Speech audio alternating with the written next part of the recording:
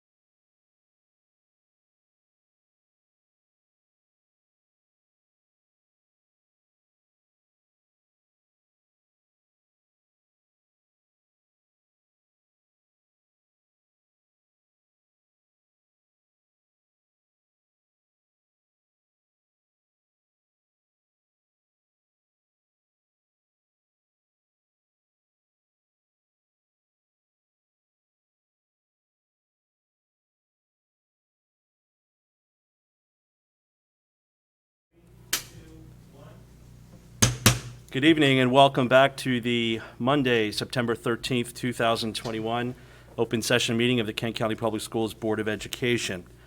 The first item in this portion of the agenda, Section 3, is to report on closed session.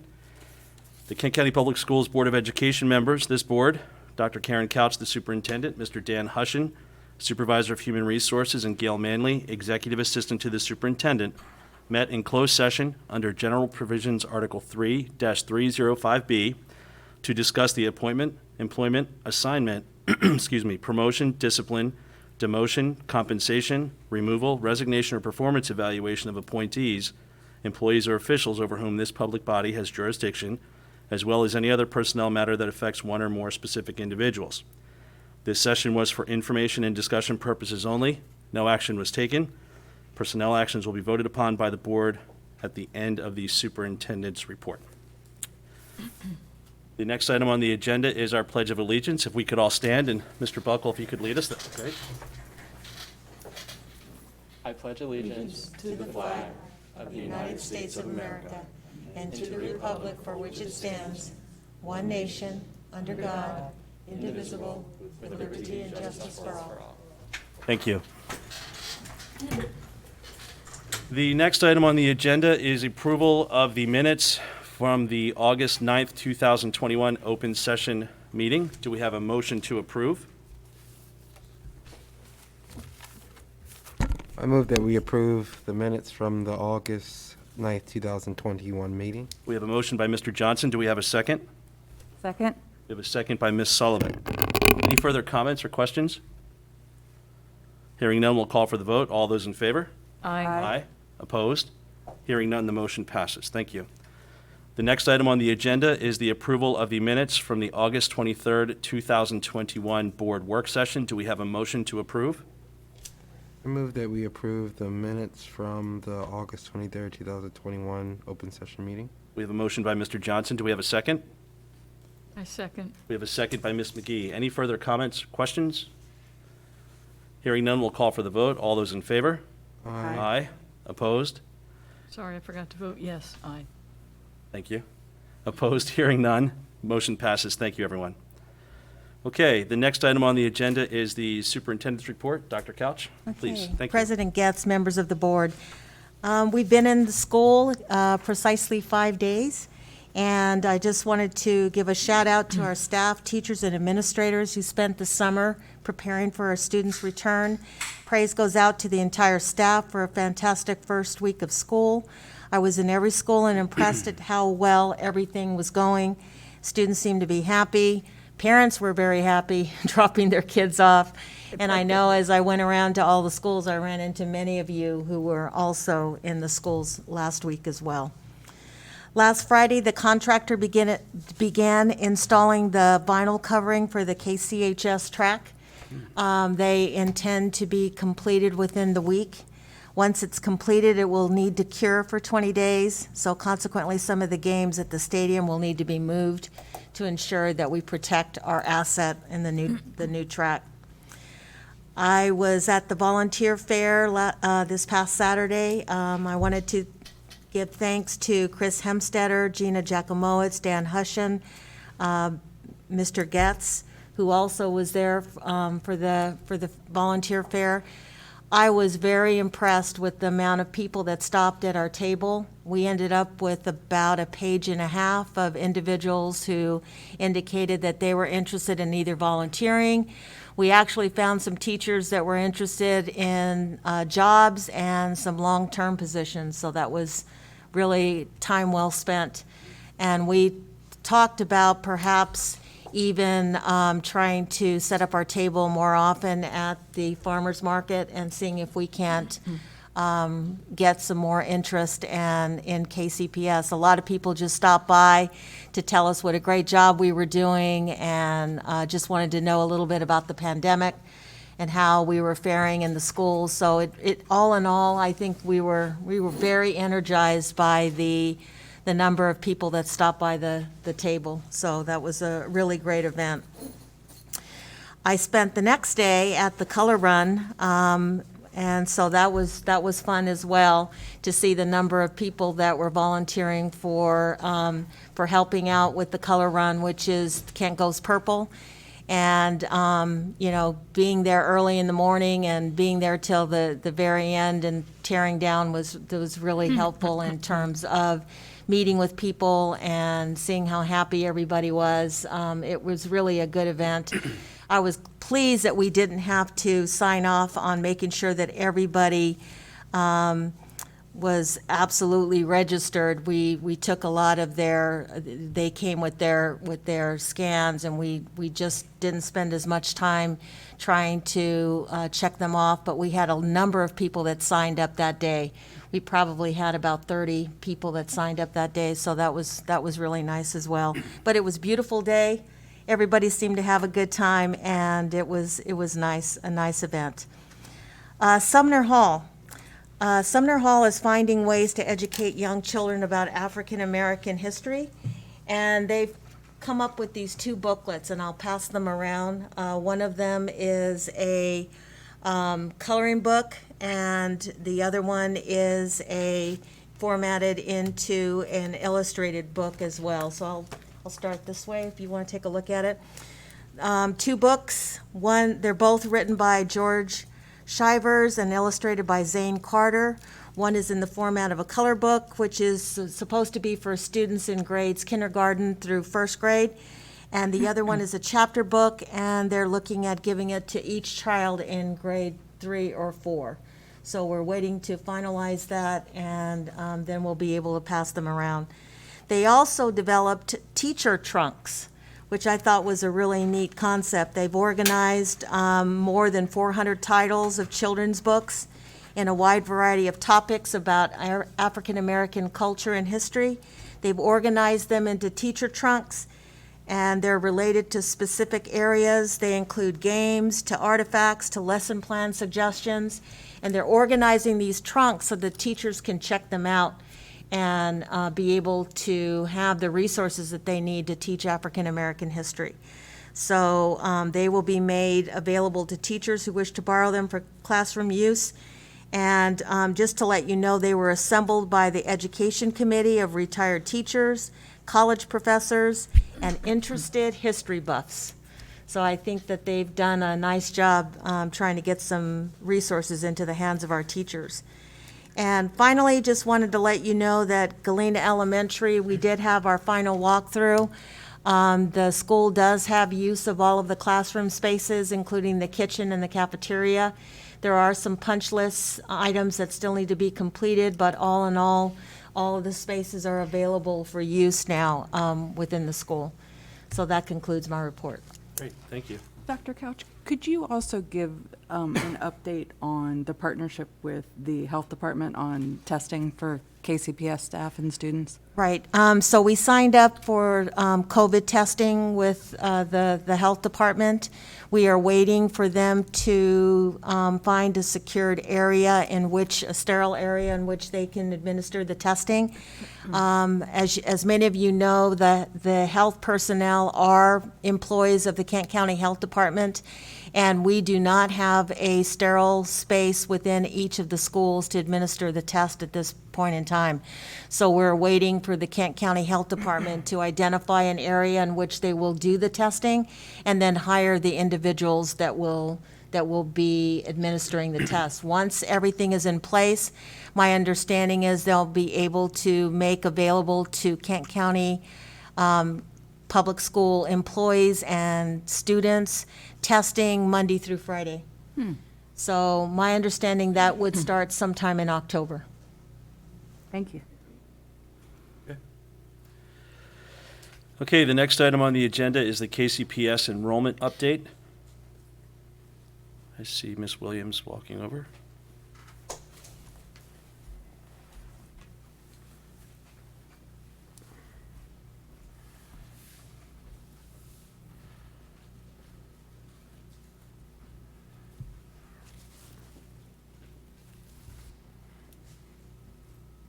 Good evening, board members, Dr. Couch, President Getz. So we're just going to give you a quick snapshot of where attendance stands today. just knowing that it still is pretty fluid, so.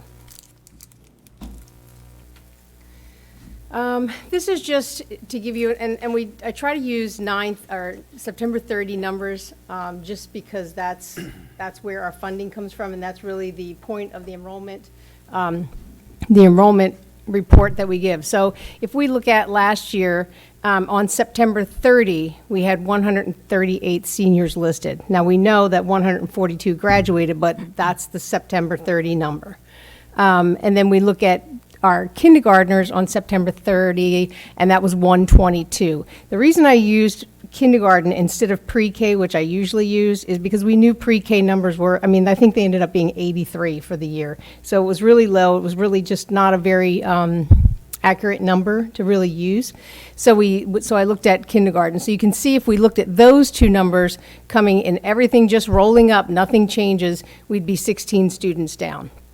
So as of today, you can see, and none of this includes pre-K numbers, by the way. So K-5, at this current time, we're down 6 overall.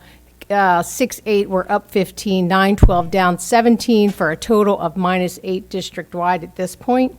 And then I wanted to, I've got my letters mixed up. That should be KBLA, sorry about that. There are 12 enrolled. One of them is a middle schooler, 11 are high schoolers, and of that 12, one is still not enrolled. So one is still not in our numbers, but the rest are currently in our numbers. That's the Blended Learning Academy? Okay. And then this is, a little more difficult to read. So let me just let you digest that for a second.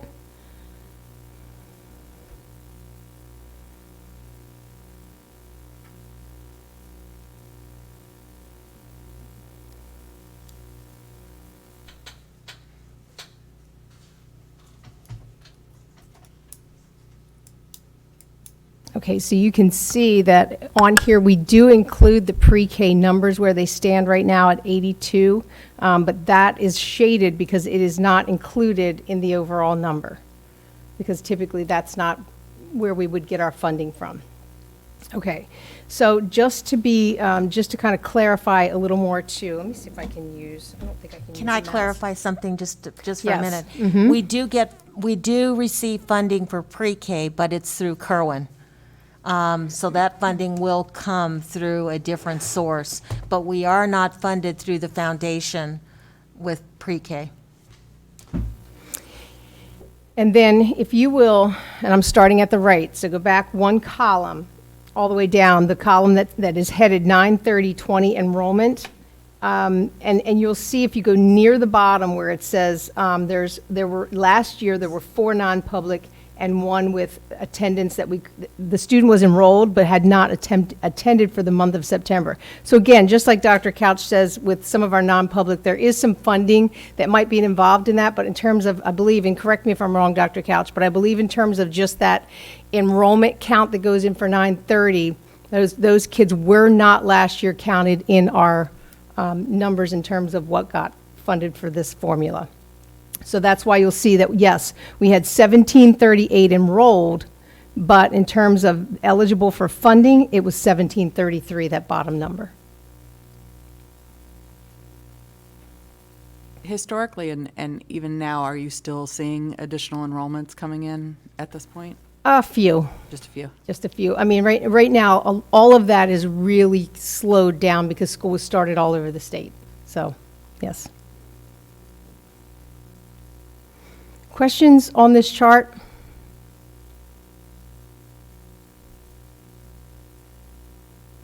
Okay, Any questions? No? okay.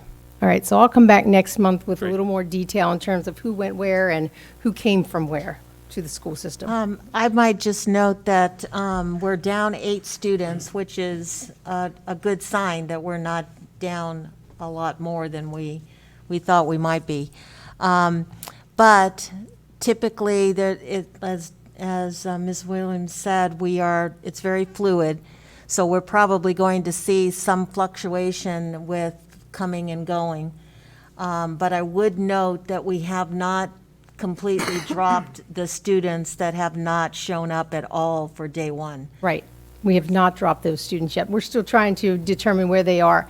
What happens a lot of times, especially pre-high school, is that, let's say a student decides to go out of state to another elementary school. Most times, they don't always request records because they're not credit bearing, and a third grader takes what a third grader is going to take. So it's a little bit different in high school because we have to have the credits that have transferred. So sometimes we don't get that request, and so we're looking for those students. So we do not drop them until we figure out where they are. Okay. Thank you. You're welcome. Okay, the next item on the agenda is the KCPS Education Foundation. Okay, thank you, President Getz. This is just some information about the Education Foundation. This is something that Dr. Costa and I have been meeting with individuals about with regard to where we want to move, where we want to go and how we want to move forward. We had information received from Chesapeake Charities, and we also met with Mr. Duncan from Midshore Community Foundation regarding the KCPS Foundation Fund.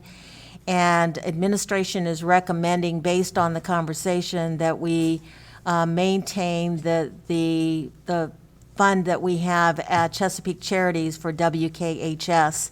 We also have a special fund for Chesapeake Charities that has about $5,000, which we can talk about what we're going to do with those dollars in a bit. But we were recommending that we establish a new KCPS Foundation Fund with Midshore Community Foundation.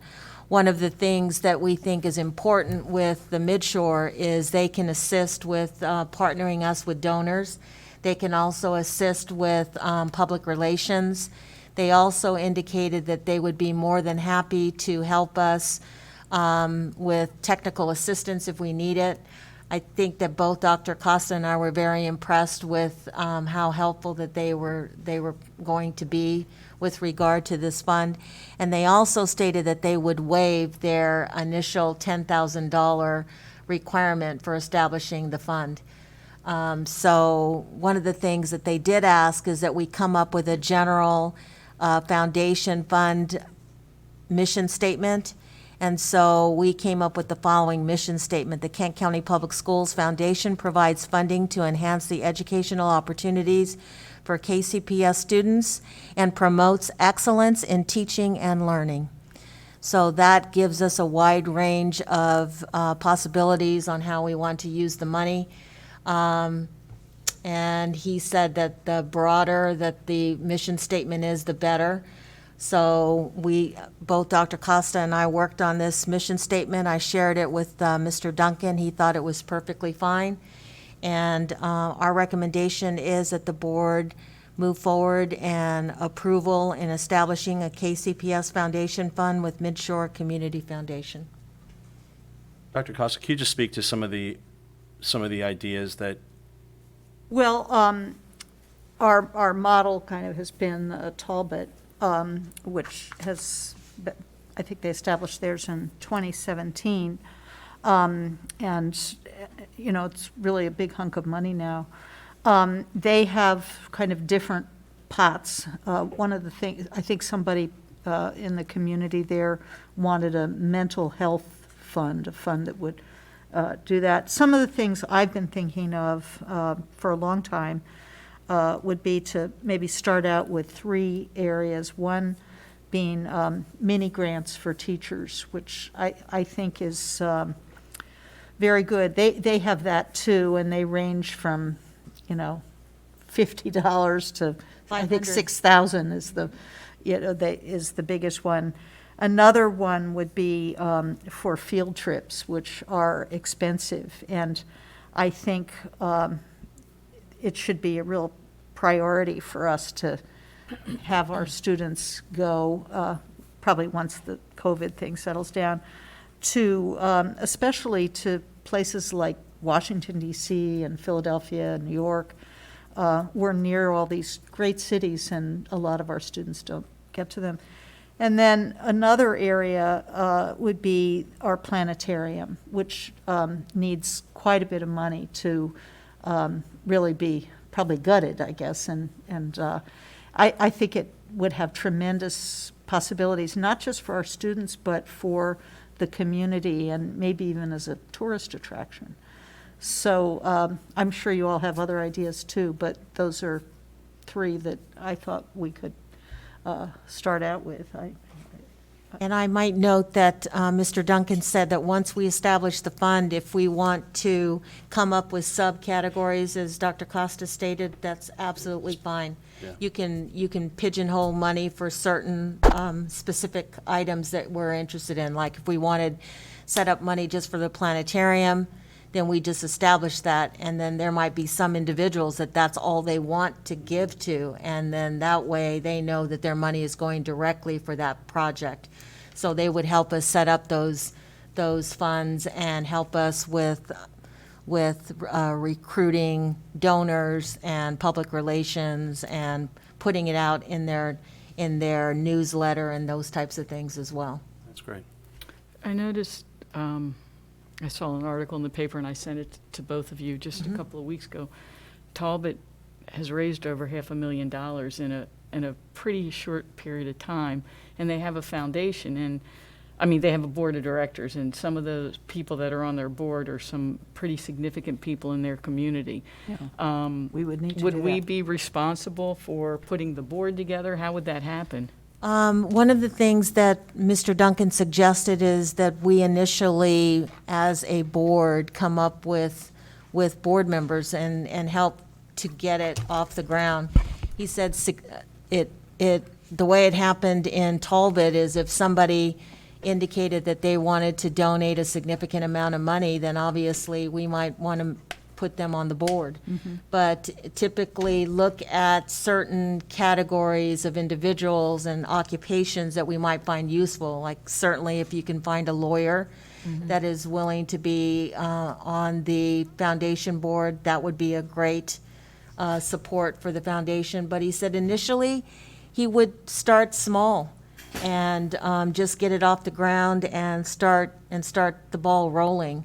And then once you start securing some funding, and then you can start expanding and then and moving forward I with mean, and that. this might be being way too far in advance, but I'm just kind of wondering, would the foundation would it be autonomous? Would it Yes. come on? Okay. Yeah, Now, they'd report to well, us. Okay. Okay, one of the things that they said, which I thought was really helpful, is Talbot has a guiding, for a lack of better word, kind of like a guiding coalition or a guiding committee that helps to advise the board in terms of awarding dollars to the teachers. Foundation board? Yes. The foundation. So, for instance, if they had monies assigned to teacher grants, Talbot did not want them awarding monies to teachers, say, to start a curriculum that doesn't fit into their overall philosophy of the school system.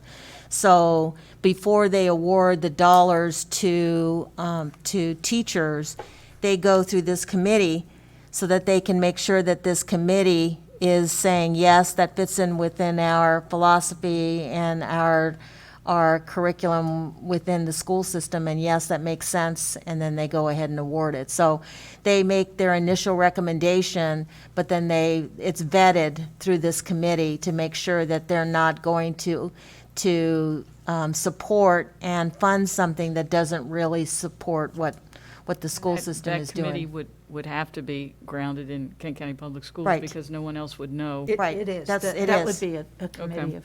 Yeah. And then, I think as far as the planetarium goes, rather than just say generally, we want to redo the planetarium, we probably need to have some real specifics, what needs to be done to the planetarium and how much is it going to cost? What are our goals? Right. for And what you fundraising? could do is, basically, when it's a little bit ahead of where we're going to be in a few minutes with the Educational Specifications Committee, we could, once we start securing some money for the planetarium, then you can do a feasibility study. You can bring in some people to say just what needs to be done within the planetarium itself, and then you need to get an architect to actually help with the drawings and those types of things, and that takes money to do. So there's money that you have to put in with design and all of those aspects of the project, and then also with the software that we were talking about putting into the planetarium itself. There's lots of different companies and vendors that you can get some of the software from, and so we would need to fully vet those things. But in many cases, it's going to take an initial pot of money to be able to do some of that exploration and getting things in place so that you can have a document that you can put out to bid and have contractors actually bid on a project. So I think that we've got a lot of resources. We've got Dr. Lever, who's a very good consultant with us with construction. And I think that we have a lot of opportunity to move forward with the planetarium, but we need to have initial seed money to get some of these things done. And Mr. Duncan also said that all we have to do to get this rolling, get this established, is provide him with the mission statement. And then he can. And money, And some. and some money, some seed money. I brought my checkbook. So those are you've got the mission statement. Is that something that we yeah. have to approve? Yeah. Well, with the approval of the foundation fund at Midshore Community Foundation, you are also approving the mission statement so that we can move forward, and then we can start securing our initial seed money so that we can get the fund started. And then this will be probably a topic that we'll have to continue to discuss, because we're going to have to come up with some board members, and we're going to have to come up with some initial seed money, and there's some work that's going to need to be done. This is just the beginning. Well, it sounds like a great idea, and I hope that we are, that we continue to move forward, because Dr. Costa has been really championing this ever since she got on the board, and it's taken 7 years just to get to this juncture. So hopefully we can move a little faster, or at least move forward as opposed to just treading water. I agree with what Ms. McGee was saying. Thank you, Dr. Costa and Dr. Couch, for putting this forefront for our students especially. I know I have been, in Montgomery County, I've been a recipient of their foundation grants and things. So it's nice that we have this opportunity for our educators and our scholars. I agree with both. Thank you for doing the work, and we all know that we live in a generous community, and I think that people will be reaching out as well who are interested in helping our schools, so thank you. Okay, the administration is recommending establishing a KCPS Foundation Fund with Midshore Community Foundation. Do we have a motion to do so? I'll make the motion. We have a motion by Ms. McGee. Do we have a second? Second. Second by Ms. Sullivan. Any further comments, questions? Hearing none, we'll call for the vote. All those in favor? Aye. Aye. Opposed? Hearing none, the motion passes. Thank you. Okay, the next item on the agenda is the KCMS Educational Specifications Committee. Okay, this is a committee that is required by the IAC, which is the Interagency Construction Advisory Committee, the Commission on School Construction, and they require that we put together the Education Specifications Committee to look at the philosophy in terms of where we want to go with the new middle school, where we want to go with the renovations of a middle school, and also look at the spaces and make some determination on how we would improve the spaces for learning. So the goal of this committee is to ensure that the middle school is equivalent to that's provided in other jurisdictions as far as their middle schools. So with this, we have a a number of people that are going to be on the committee. You have those names before you. These are typically what you would see on a committee. You'd see a number of teachers, and you'd see parents, and you'd also see some of the staff that's going to be helpful in terms of doing the research and going and visit some of the other schools and other counties that are similar in size. I know that Mr. Kirby has been helping out, Craig Kirby has been helping out in terms of working with Dr. Lever and looking at some of the other ed specs that have been put together in other school systems and seeing what we can learn from what the work that they've done. The plan is to end up with a completed document that would be approved by the board that we would bring to you and share with you. We'll keep you updated. I'll keep you updated as we go through the project in terms of where we are with our work. And once that's completed, then we would bring it to the board, we would take it to the county commissioners, and then from there, that would drive a feasibility study that we would then in turn complete to determine whether we will go with new construction or a complete renovation of the school. Of course, one of the things that we always talk about is if you renovate the school, you've renovated an old building and you still have an old building. And the life of that building is still compromised. So, I think one of the things that we've talked about in the school system is it would be wonderful if we could build a new school.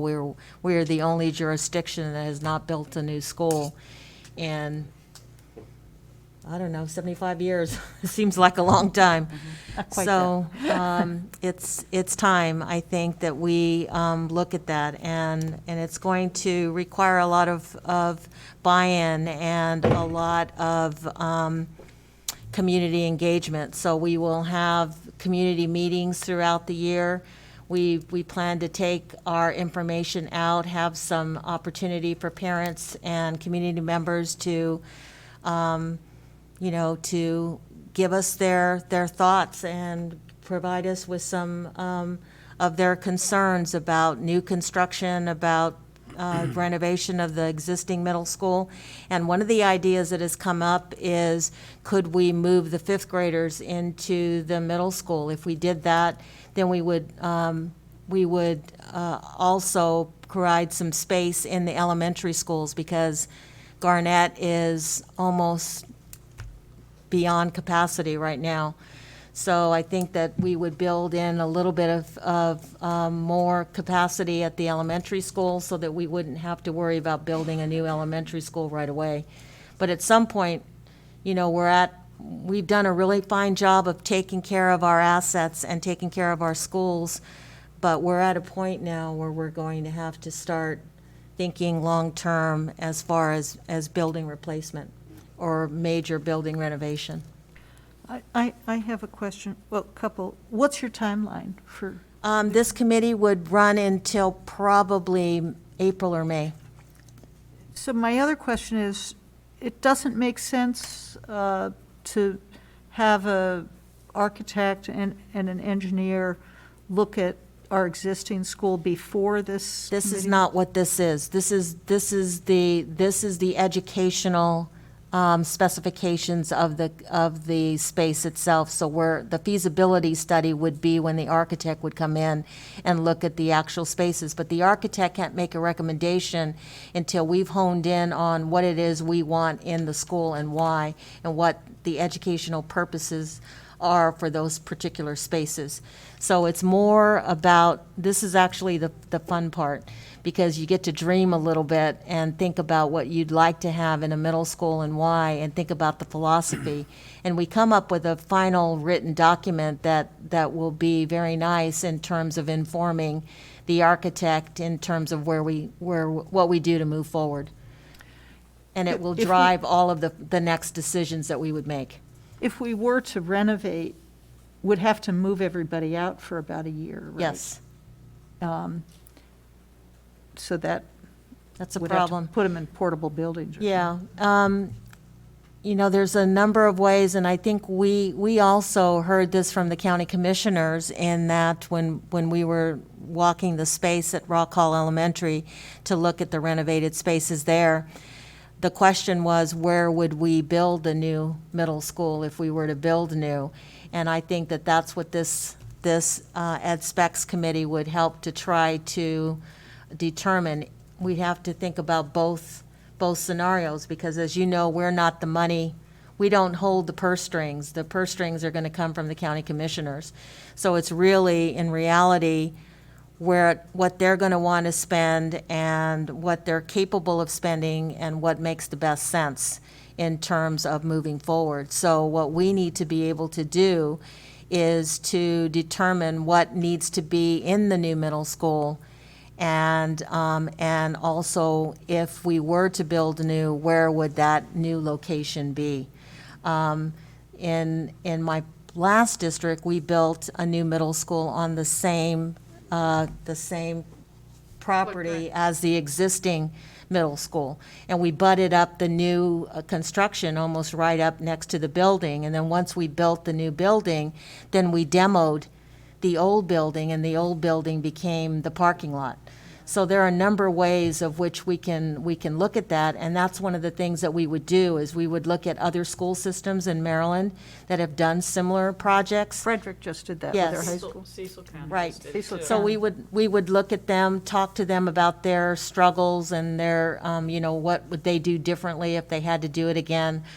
And then we'd also look at, we've got the Wharton property. We don't know. We have to determine how much space we need for the middle school, and then determine if there's even enough real estate at Wharton where we could build a new middle school there. I don't know that there's enough real estate. And then if we were to build new, what available property there might be within the community if we wanted it to be close to the high school. Is there property available there, and what might that cost be? So those are all, those are all questions that we're going to have to try to answer within this committee.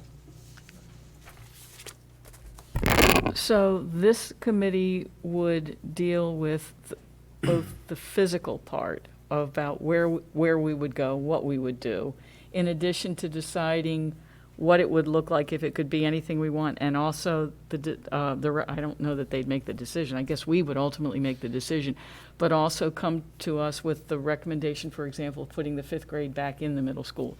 This committee is going to do all of that? Yeah, Okay. this committee will come up with some rationale in terms of, does it make educational sense to move the 5th graders, because that's part of the educational specs. They'll look at the dreaming part in terms of what would the new middle school look like. Right now we've got 6th grade family, we've got 7th grade family, we've got 8th grade family. They're all in their own little pods. And so if that's an important philosophy for us moving forward, then we need to build a school that accommodates that, so that there's a 5th grade family, a 6th grade family. And that also impacts what the building would ultimately look like. So we would do that. We would have some community engagement to talk about where the community would see the new middle school be housed, and what are some of the reasons why. I don't know that we'll be able to have a recommendation, or at least some strong recommendation from the committee about what we would like to see happen in terms of, do we recommend building on the same property or building someplace else? But ultimately, the decisions, the ultimate decisions are probably going to be the county commissioners with regard to cost. Well, and Dr. Lever touched on some of the stuff at the high school in the facilities strategic plan, where we have, we don't have enough labs necessarily at the middle school for all of our science classes. So they're either sharing them or using other spaces. So things like that, where it's not necessarily that we don't have the square footage, but that the square footage isn't providing Appropriate. the education spaces that we need for the curriculum. I feel like, of course, COVID has made so many things different, but I feel like it's been so long ago. So is any of that, I don't want to say research, but I know Miss Sullivan and I both were on committees that went to each of the schools. Is any of that information obsolete okay? Well, I mean, one of the things that I have to brag on a little bit about that particular strategic plan with the facilities is that we have methodically started crossing off everything that was on the list, and without having done what we did and spending that time and putting that document together, I don't think we would have had a roadmap for completing the projects that we've done. So we've done everything pretty much in line of the way it was recommended. The next project that we're doing is replacement of the roof at the high school. So that will be, design is happening this year, and then they will begin work next summer. And it'll probably be a 2-summer project because of the size of that roof. So we've got that planned, and then right after the high school was scheduled to be decisions about the middle school. So we're right on track with what we planned on doing. Any further comments, questions? Okay, that item was for information only. Thank you Right. for that recap. The next item on the agenda is personnel. Mr. Hushin? Thank you, President Getz. School board members, Dr. Couch. Each month, the board receives a report of personnel actions that are discussed during closed session, and then a vote is taken during the open session. The administration seeks approval of the stated personnel actions discussed during closed session. Okay, as Mr. Hudson just noted, the administration is recommending approval of the stated personnel actions. Do we have a motion to approve? So moved. Go ahead. We have the motion by Mr. Johnson. Do we have a second? Second. Second by Dr. Costa. Any further comments, questions? Hearing none, we'll call for the vote. All those in favor? Aye. Aye. Opposed? Hearing none, the motion passes. Okay, the next item on the agenda is our first public participation. Ms. Manley, do we have any signers? Okay. We will move on to our reports. Kent County Teachers Association.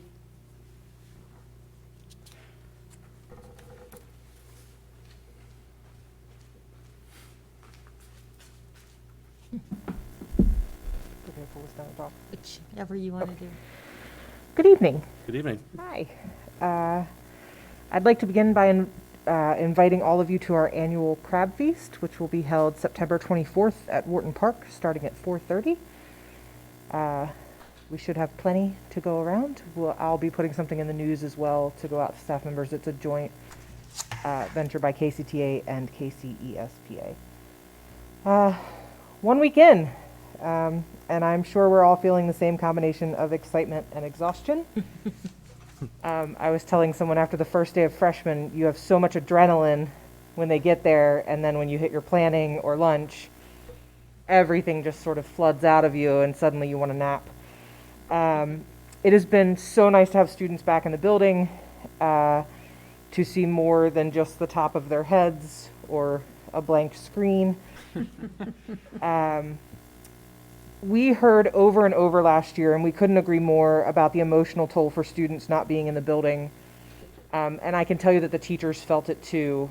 I joked with some of my upperclassmen that I felt a lot like Dora the Explorer, asking a question, waiting, and then answering it myself and being like, "Great job, everybody." At that point, I think they were sick of me. But the pandemic has changed our lives in many ways, and for many of us, it cemented our need to be present in the lives of our own families and to take the time to value our own mental health. As we grow together in this new era of education, please know that you may see some of your teachers setting new boundaries for themselves, and that may look like them clocking out when their day is done instead of staying the traditional time that they maybe stayed before. It may look like them stepping away from an extracurricular for a little while. And please know that is not them stepping away from being active in our school system. It is them taking care of themselves and spending the time with the people that they want to be present for, young children, parents who may be elderly, This taking care of themselves can only make them better teachers because, as they say, you cannot pour from an empty cup. We are very much looking forward to working with Mr. Hutchins on a possible grant to look at teacher retention, but also how to become a teacher leader without necessarily needing to step into an administration lane, which I think is going to be really good. And we're looking forward to our first meeting with Dr. Couch next month. And that's it. Thank you. Thank you very much.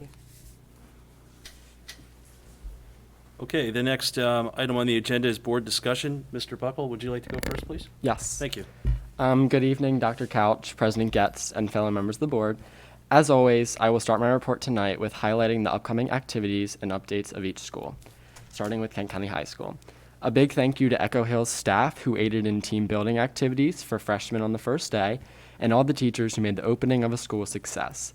Shout out to the senior class for the Senior Sunrise, was a great start to their last year at KCHS. Sports of the high school are in full swing. Please check out the schedules on digitalsports.com. The early fall assessments for Maryland will begin on September 20th at KCHS, and October 4th will be the back-to-school night from 5 to 7 p.m. This date is also the kickoff for the Maryland College Application Campaign Week at KCHS. Next is Kent County Middle School. On September 13th is the first day of tryouts for Kent County Middle School soccer, and also the first day for Trojan Influence applications becoming available. On September 14th through the 16th, MCAP early fall assessment for all grades. And then on the 21st of September, MCAP early fall assessments, MISA grade 6 only. September 27th through the 28th and 29th through the 30th is the Echo Hill trips for the 6th graders. September 27th through October 8th is MAP testing window for grades 7 and 8. September 29th is the first home soccer game at 3:30 p.m. October 4th through 15th is MAP testing window for 6th graders. And then finally, October 4th is Trojan Influence after school program beginning. Next is Galena Elementary School. Galena had an amazing opening with pre-K. The Galena open house was on September 2nd and was well attended. There is an early dismissal on September 15th with PLC meetings reviewing preliminary data and a consultant, Kathy Baumgardner, who will work with 3rd grade teachers on using the new Wonders program. September 23rd is Galena's back to school night. They will review data at 5:30, then visit classrooms from 6 to 7. This was also picture day.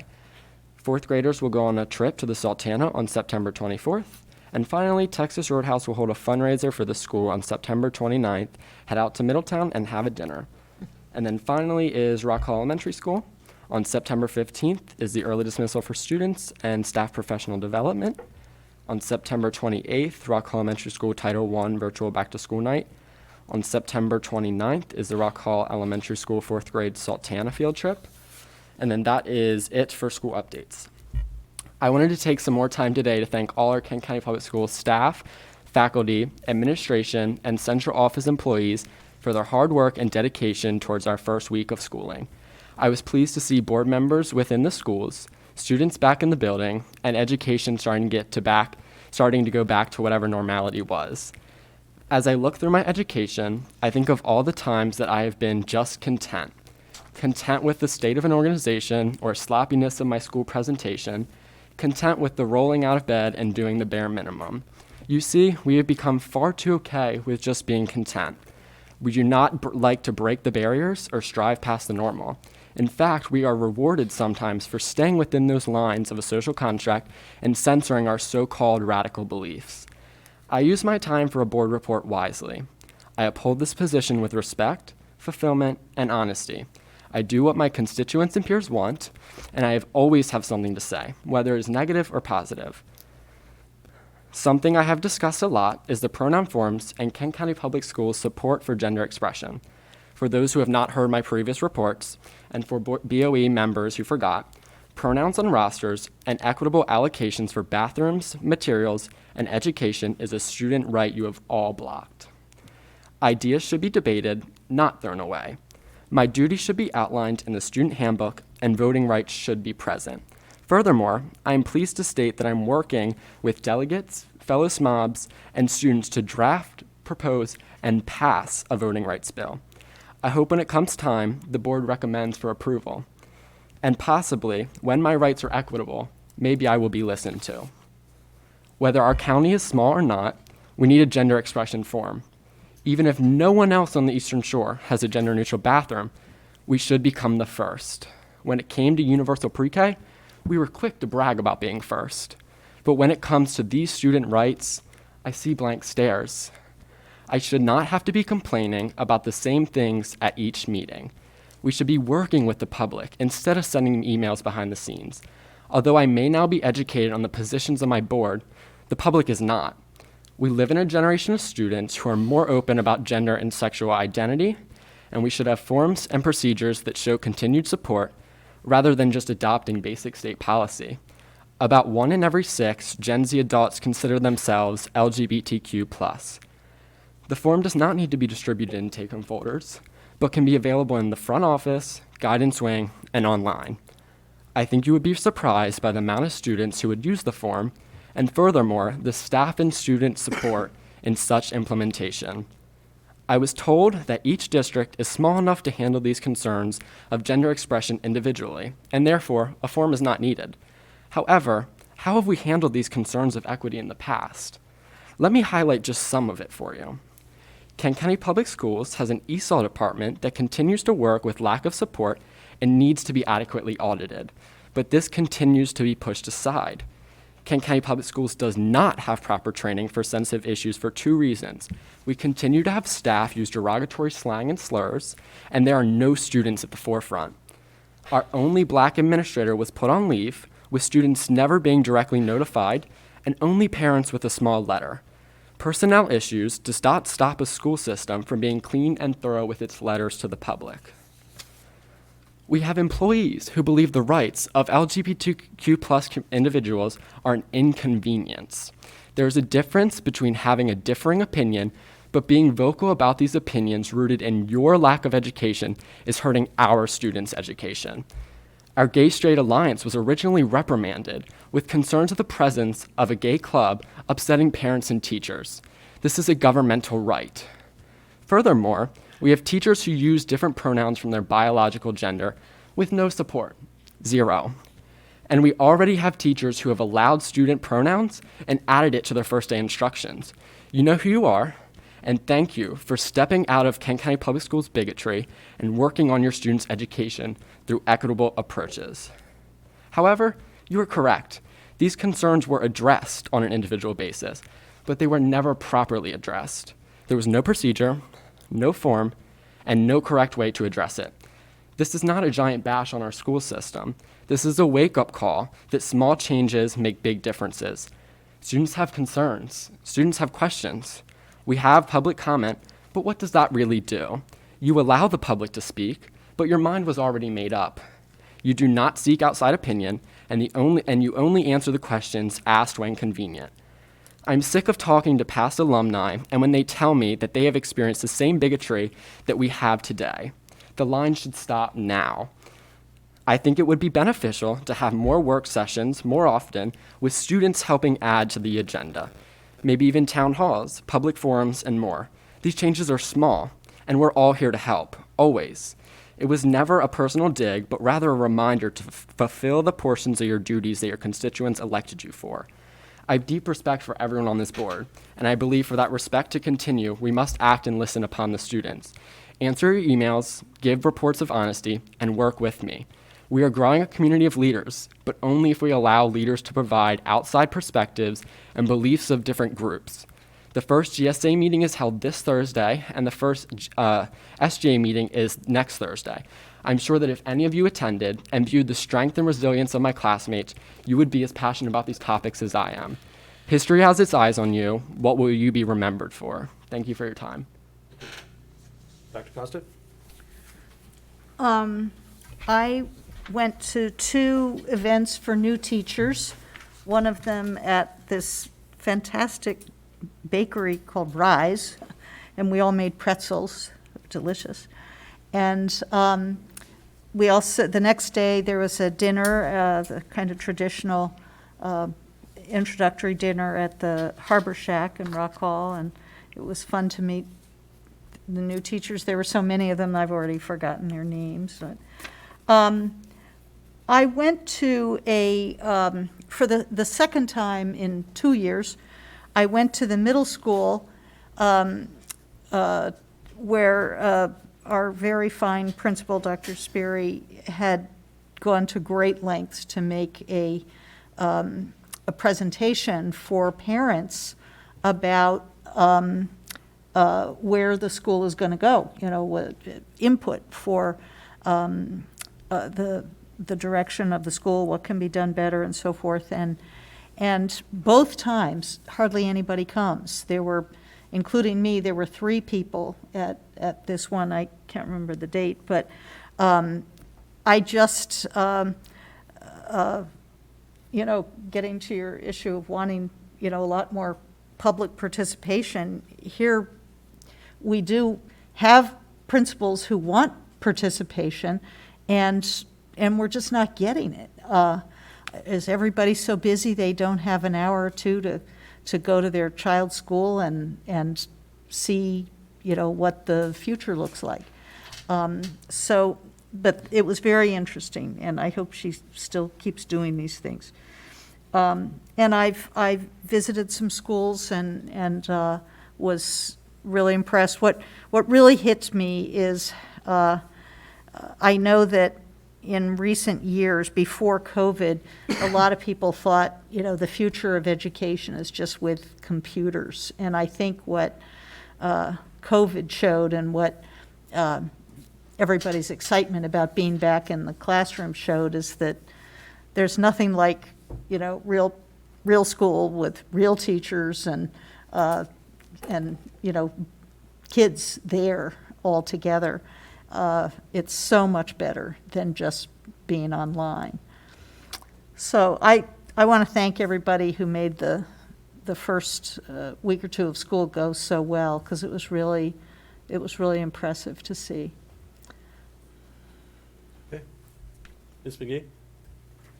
I don't have anything to say other than I want to ask Sam, what time is the GSA meeting next Thursday? It is at 2:45 p.m. And then the SGA meeting next Thursday is. Is it this Thursday or the GSA is this Thursday. 16th? Yes, Okay. at 2:45.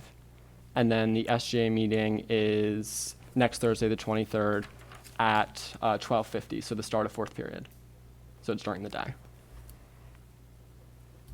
And the public we can come? I'm president of SGA, so yes. if I'm you- asking specifically about the GSA meeting. That's Ms. Bachman's club, but Okay. I'm sure that if you reached out to her, she would be pleased Okay. to have board attendance. Gotcha. All right. I don't have Good. anything to say. Ms. Sullivan? We were happy to have my kids back in school, and it was a little bit of an eventful week for us. I'll admit we had a little bit of a rocky start, and luckily my husband texted, you probably heard my phone, to say that my daughter's fever broke, so yay. Not COVID, we're good. But it's been a little bit of a struggle for us getting back to school, like most families, I think, and getting back into a routine. And we are, have lost count of the number of new normals I think that we've all had the last 18 months. So we're looking forward to having a new routine, regular routine. We've had 5 days of school, and each day has been different for me and my kids. But they're enjoying the time that they're at school, and I'm happy for them. And I want to particularly thank the Galena staff for their additional help that they gave my family on Thursday. So thank you. Mr. Johnson? Yes. Once again, good evening. Last time I think we all spoke, we had the opportunity of touring the middle school showcase for their summer acceleration academy. I thought that was the presentations were really well done, and want to commend the hard work of their staff as well. Later that afternoon, I think we had the school system. Excuse me, I don't know what's going on here, but the school system and the administration, we all supported the little celebration for our support professionals who worked throughout the pandemic. This was an awesome event. I've actually been stopped several times asking if we're planning to do this again. And it was the support professionals really felt honored to be recognized for their hard work. I think it's sometimes being in those roles, the recognition is sometimes not forefront, and they really felt this was a time when they were really recognized. And I wanted to thank the board and thank all the administration who has put on this, put on that celebration. Legacy Day for Kent County was a success. I again want to thank the Kent County Public School System, especially Kent County High School, Kent County Middle School, and just not current high school and current middle school, but throughout the years since its inception. I think these are I said this, these are our hometown heroes. These are the students that really did walk through this building that we're sitting in, and the high school and the middle school, and now have gone on to do some great things in athletics, and it really has been a representation for the community here at home. You know, athletics is this thing that really does bring us closer together, especially in small town communities. So it was a great opportunity to really hear the stories and really recognize their accomplishments. Dr. Couch did come out to our event, as well as Ms. McGee and Francois and others, to really hear the stories of the students who really walked this way, and hear the perspectives about what athletics in Kent County Public Schools did for them. So that was great. James United Methodist Church had their back to school bash. It was a success, and we gave out over 100 plus backpacks, to my knowledge, to local school students. So that was awesome. I wanted to thank and take time to, again, thank all, it's been said, to thank all the diligent and hard work during our first week of school.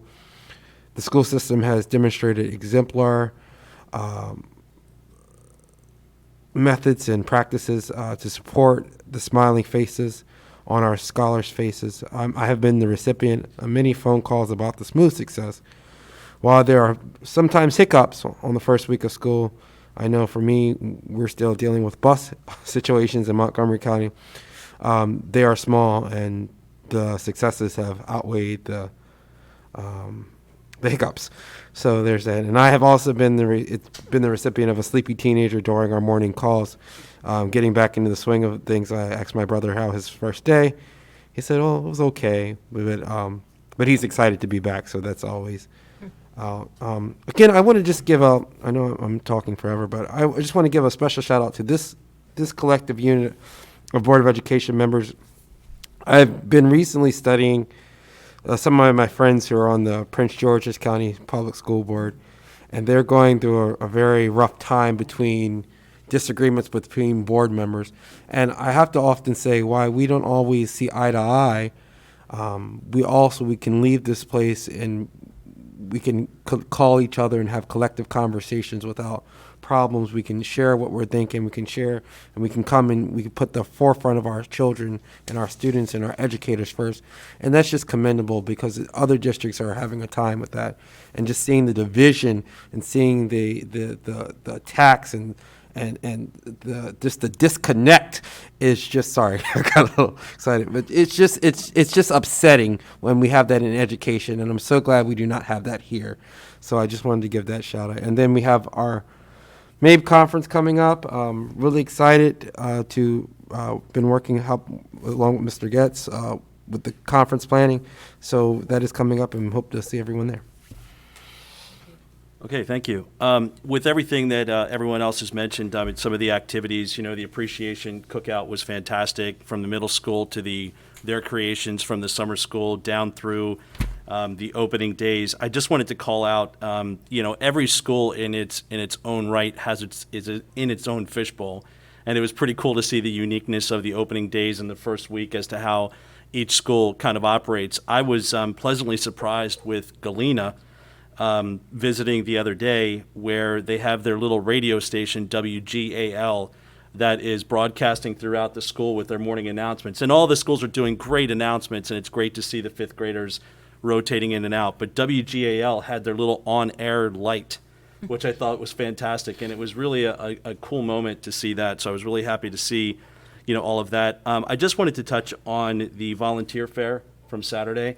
I think as we got rolling, kind of started off slow, but as the crowd started to kind of grow, you mentioned a page and a half. I mean, we were talking to educators and people that were, in other areas, whether Pennsylvania or Northern Virginia or you name it, Montgomery County, sorry, Navi, where they're looking to relocate and be a part of something different, and kind of hearing what's going on there. So it was really exciting.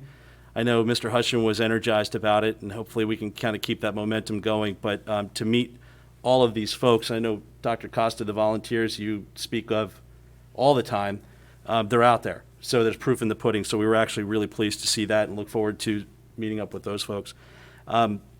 The last thing, two things I wanted to mention. We had our first Mabe Kerwin ad hoc committee that I chair for the state.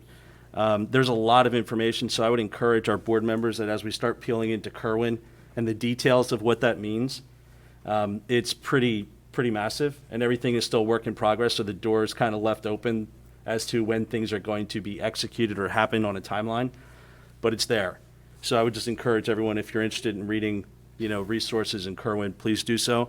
And just a reminder that on September 22nd at 5 o'clock, we have a CCAC meeting that will be at the middle school, and I believe it will also be virtual as well if you wanted to sign in. I believe so. So please, if anyone, but board members also, if you have an opportunity to log on or join at the middle school, I'm sure it would be greatly appreciated. There's always a couple slices of pizza left over, so thank you. That's all I have. Okay, the next section 8, Education Services. The first item we have is the Rock Hall Elementary School Blended Learning Instructional Model.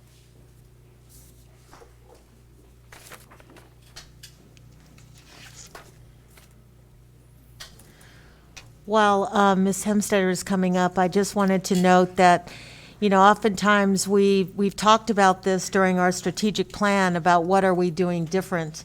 What are some of the things that we are trying to strive to put into place to make changes in our academic success in our schools.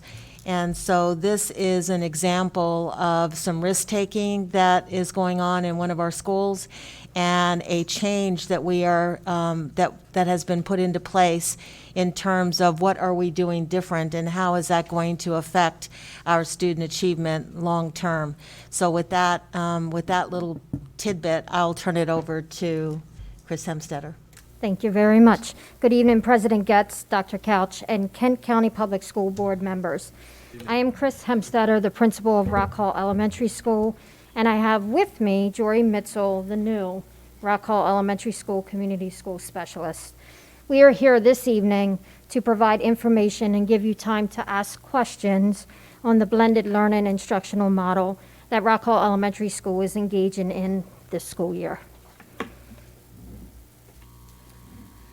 We would like to share with you and give you a moment to read the vision, our goal, and mission on how we will get there of Rock Hall Elementary School, which will help you understand our school plan to extend equitable experiences for every child at RHES in order to provide our students with the optimal opportunity for academic success.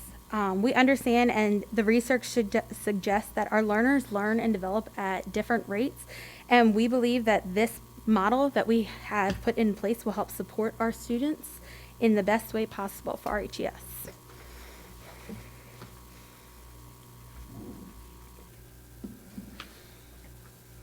At the end of our school year 2020-2021 and into our end of the year planning, our leadership team met and looked at existing school data, our existing staffing, our master schedule, in order to brainstorm some ideas to provide personalized learning, connect students with similar needs, and to use our existing data to provide an opportunity for innovation of instructional design that would work for the benefit of our students. This year, we are embarking on a multi-age instructional model in grades 1, 2, and 3, in grade bands of grades 1, 2, and 2, 3. By combining students of 2 grade levels or more, the band of content and teaching expertise that students have access to is greatly expanded. This enables greater flexibility for students that may be behind and also those students that are ahead of their current grade level content. It is a way to raise the ceiling and lower the floor to provide and support the diverse learning of our students and to close academic achievement gaps. Typically in a traditional classroom, we think of our 6 and 7-year-olds that may be moving into a first grade. So within that first grade classroom, they are taught and they're exposed to a first grade curriculum. What we know is that we and our students and our youngest learners, they learn at different rates. You know, when they're growing up, they talk at different times, they walk at different times. So we know that in reality, if you have 20 students in a classroom, that we have students at a low level of academic ability to learn, and we also have that students at a higher level. So in this model, our students will switch leveled classes if the need arises, mainly due to performance or change of content area. For example, a student may be in the medium level ELA class, but high level math class, or move up a level in math if they've demonstrated the necessary skills to do so. With the help and the support of our community school specialists, this is only one of her roles, so we'll talk about, and we'll have that opportunity to talk about some other roles that she will do in the school. Our instructional teams will analyze data, such as common formative assessments on student progress, to determine if any students would be better served in a different class, and also to be able to monitor that student growth. So we're going to look at the next slide to see exactly how this model is working in our school.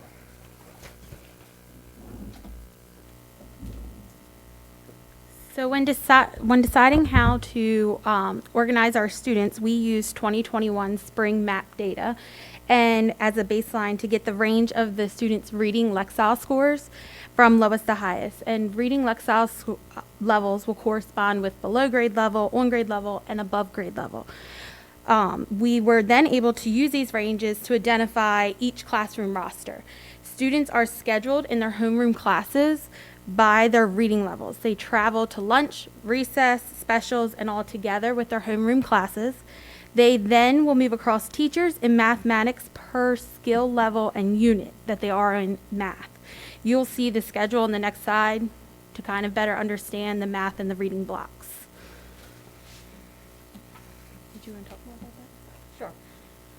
This is a nice way to look at that visual. So what you're looking at is 6 classrooms.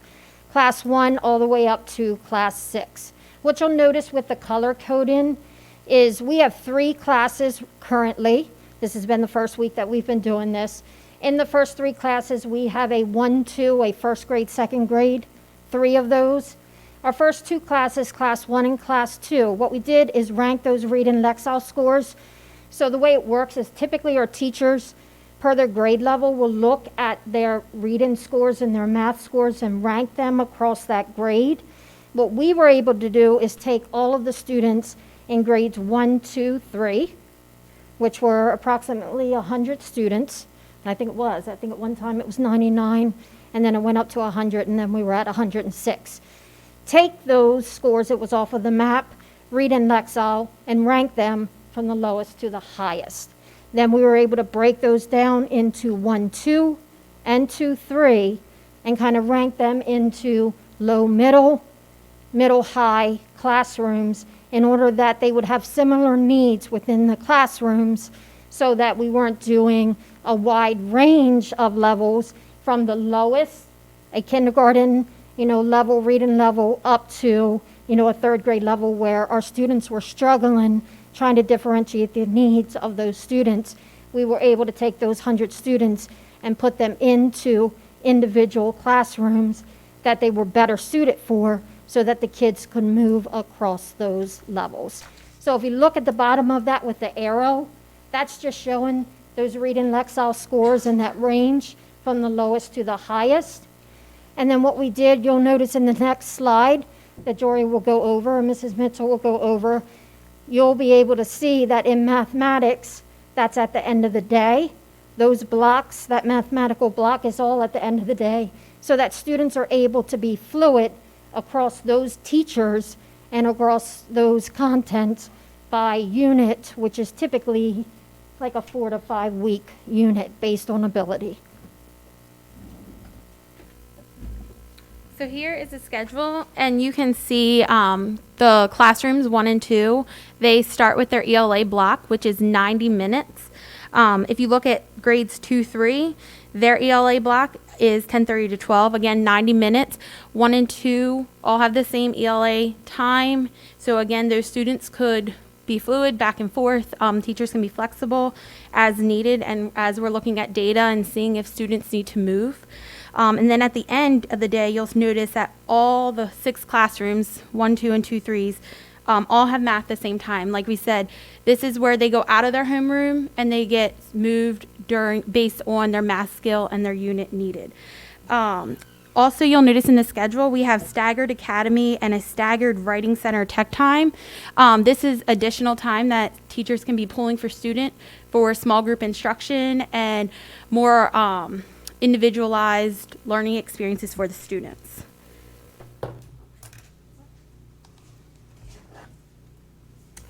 That staggered academy, the 30 minutes, and also that staggered write-in center, which is a tech center, is staggered time. That is a dedicated 60 minutes throughout the day that, as Mrs. Mitchell was talking about, we could push in that support.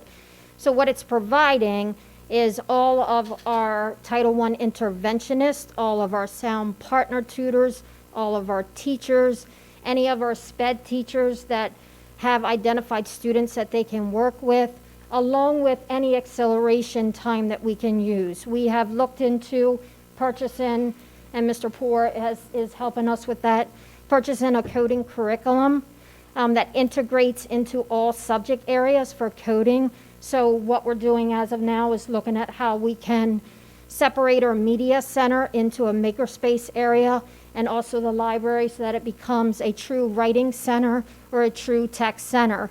So during that time, those 60 minutes, if a child is in a 1-2 classroom, okay, and they're in the 2nd grade, they're supposed to be in 2nd grade, but we're providing some foundational and push-up skills, phonics, phonemic awareness, coming out of that 1st grade in order to bump them up, then during that time, it could be a time that our tutors would pull them out and give them access to their grade level standards, which would be at the 2nd grade level.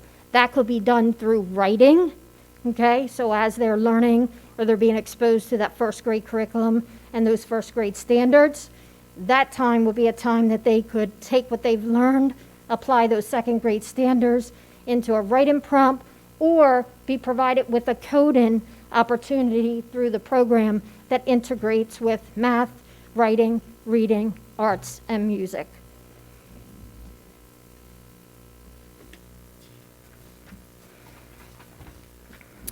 Before I open up our presentation, and that was just a quick synopsis of what we are doing. You will have many of opportunities to visit the school, and we'll be coming in being able to share the data, but we wanted to quickly kind of show you where we were going, how the planning happened, and where we are right now. So before I open our presentation up for questions, I would like to clarify the roles of the Poverty Concentration Grant and how the funding and support provided will help with the needs of our school. The 2019 Blueprint Bill for Maryland's Future established the Concentration of Poverty Grant Program, which you'll hear it as that acronym of CGP, and provides additional per pupil funding for wraparound services in schools with high concentrations of poverty to form community schools throughout the state. Rock Hall Elementary School, with a farms percentage of 93%, along with Henry Highland Garnett Elementary School, were identified to receive this grant in Kent County. We know that if the basic needs of our students are not met, the academic success of our students is affected. Many of our students experience hunger, abuse, neglect, fear, inadequate health care, the effects of institutional racism, trauma, and numerous experiences before they enter school. The 10-year vision of this grant will provide much-needed services and essential support to students most in need. So if we don't provide those basic needs of our students, then they're not able to experience academic success in our schools. So we were able to hire Mrs. Mitchell to help support that program and in her role, but the bottom line or the end results is we want academic success for our students. Through an inclusive needs assessment and a school-based coordinator, a community school provides wraparound services to meet a wide range of a child's and family's outstanding needs, whether it's academic, health, nutrition, linguistic, psychological, and more. It is through the grant that we were able to provide some unique opportunities for our students, and we were able to hire Mrs. Mitchell to support this role. Mrs. Mitchell has several state meetings scheduled and upcoming to help identify the use and form of the comprehensive needs assessment for our Rock Hall community. She will work in partnership with a licensed registered nurse that is in the process of being hired, our behavior interventionist, guidance counselor, and Kent County community partners to fulfill the promise of equitable opportunities for all of our students, as is stated in the Rock Hall Elementary School vision and mission statement. We are looking forward to providing updates to the Kent County community and Kent County Board of Education as we continue to gain more information and implement the grant at Rock Hall Elementary School. So, Mrs. Hemstetter and I have shared a lot of information, and we want to provide an opportunity for you to ask questions. We will return to previous slides as needed. I have a question about and really I think it's to give sort of a general idea of how the percentage of poverty is determined, that it is based on paperwork and information that has to be submitted to the school. Can you walk people through kind of that process, like how the state determines the percentage of poverty for the schools? Sure. We have forms that we send out at the beginning of the year based on income verification. So when a child is asked to come to school to register their child for pre-K or kindergarten, then we have documents that they need to provide. One of those documents is income verification, where we were able to look at the state chart, the Maryland state chart, that decides whether a family is under the federal poverty guidelines, whether they are at a reduced rate, okay, or whether they are below the poverty concentration that we would consider for Maryland. So as that information is collected, that information is used twofold. It's used for us to determine our farm's free and reduced meal population, and then it's also used for our cafeteria so that they know when and if kids should be getting free or a reduced meal. We are able to use that percentage to determine the needs of a community, whether you're in a community that has a lot of poverty based on certain needs. So in this position, although we know, because we live it every day, what the needs of the Rock Hall community is, in the comprehensive needs assessment that we'll be doing, it will be reaching out to parents to see whom or which families are struggling to pay their rent, which families are struggling to have food put on the table. What are some needs of, do they have a lack of health insurance that they're not able to take their children to the doctor's office because they don't have the health insurance to do that.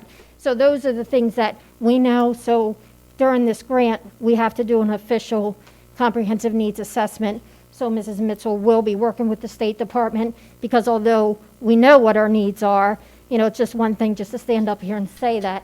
It's another thing for us to do the official document. Once that happens, then we'll be able to use the rest of those funds to look at the individual needs of the school, whether that would be a before-school program, an after-school program, wraparound services that we're able to provide through our social worker or behavior interventionist, community school specialist position, guidance counselor, or anyone else.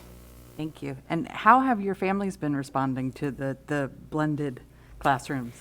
I've been able to do 7 family meetings, principal chats.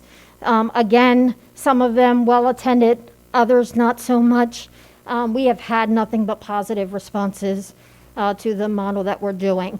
We have many of them question, and at first they're not real sure, but by calling and talking, we're able to talk to them and show them, and they're able to see what our model looks like and where we're going. So we've had a really good response. Good. Thank you. I've got some questions. Did I understand you to say this would be over a 10-year period? The grant itself is yes, it's over a 10-year period. What they do is, and I don't know if Dr. Couch can tell a little bit more, they start with the highest needs in 2022. So if your percentage rate, your form's percentage rate was over 80%, then they've identified schools across the state that would get that. Moving into next year, that percentage goes down a little bit more to like 75%, to 70%, and all the way down. So therefore, what they're saying, as long as that need is there, and because they're rolling this out during a 10-year period, we're hoping that we'll be able to have this grant and the support for during that whole time. In addition to the new position that Ms. Mitchell will have, and I guess a registered nurse, are there any other positions that are going to be added? Actually, the two positions that you must hire would be the community school specialist position, and then either a healthcare practitioner, okay, and or a registered nurse. Okay. Once you have those two positions, then then you need to complete the comprehensive needs assessment, and once you share those results, then you can use those results in order to look at other ways that could be people, it could be resources, it could be programs. So, but we need to complete that comprehensive needs assessment in order to look at, and then sit down and talk about, the assessment, look at the data, and then provide a plan. And then the state would have to approve. Yeah, finally. I watched the local management board's their most recent meeting, and I thought I understood them to say if you, for example, already had that healthcare provider, you could use that money for something else. Is that correct? You can't supplant. So one of the things that You cannot? you cannot supplant. Okay. So the issue with at Chris's school is that she does not have a registered nurse. So she has a CNA, and so she would keep the CNA, and the grant would pay for the nurse. Okay, yeah. But I guess I just didn't understand, but I thought I heard them say that if, for example, say we were able to provide the funding that, in another world, all of our schools had a registered nurse. If there was already a registered nurse there, the grant funding wouldn't have to. That was not our understanding, is Okay. if you already had a registered nurse, then you still had to have some other support. So if in fact the grant, if you already had a registered nurse, then you would have to have a CNA. So in other words, you need to have two people in the building. Okay, So, gotcha. yeah.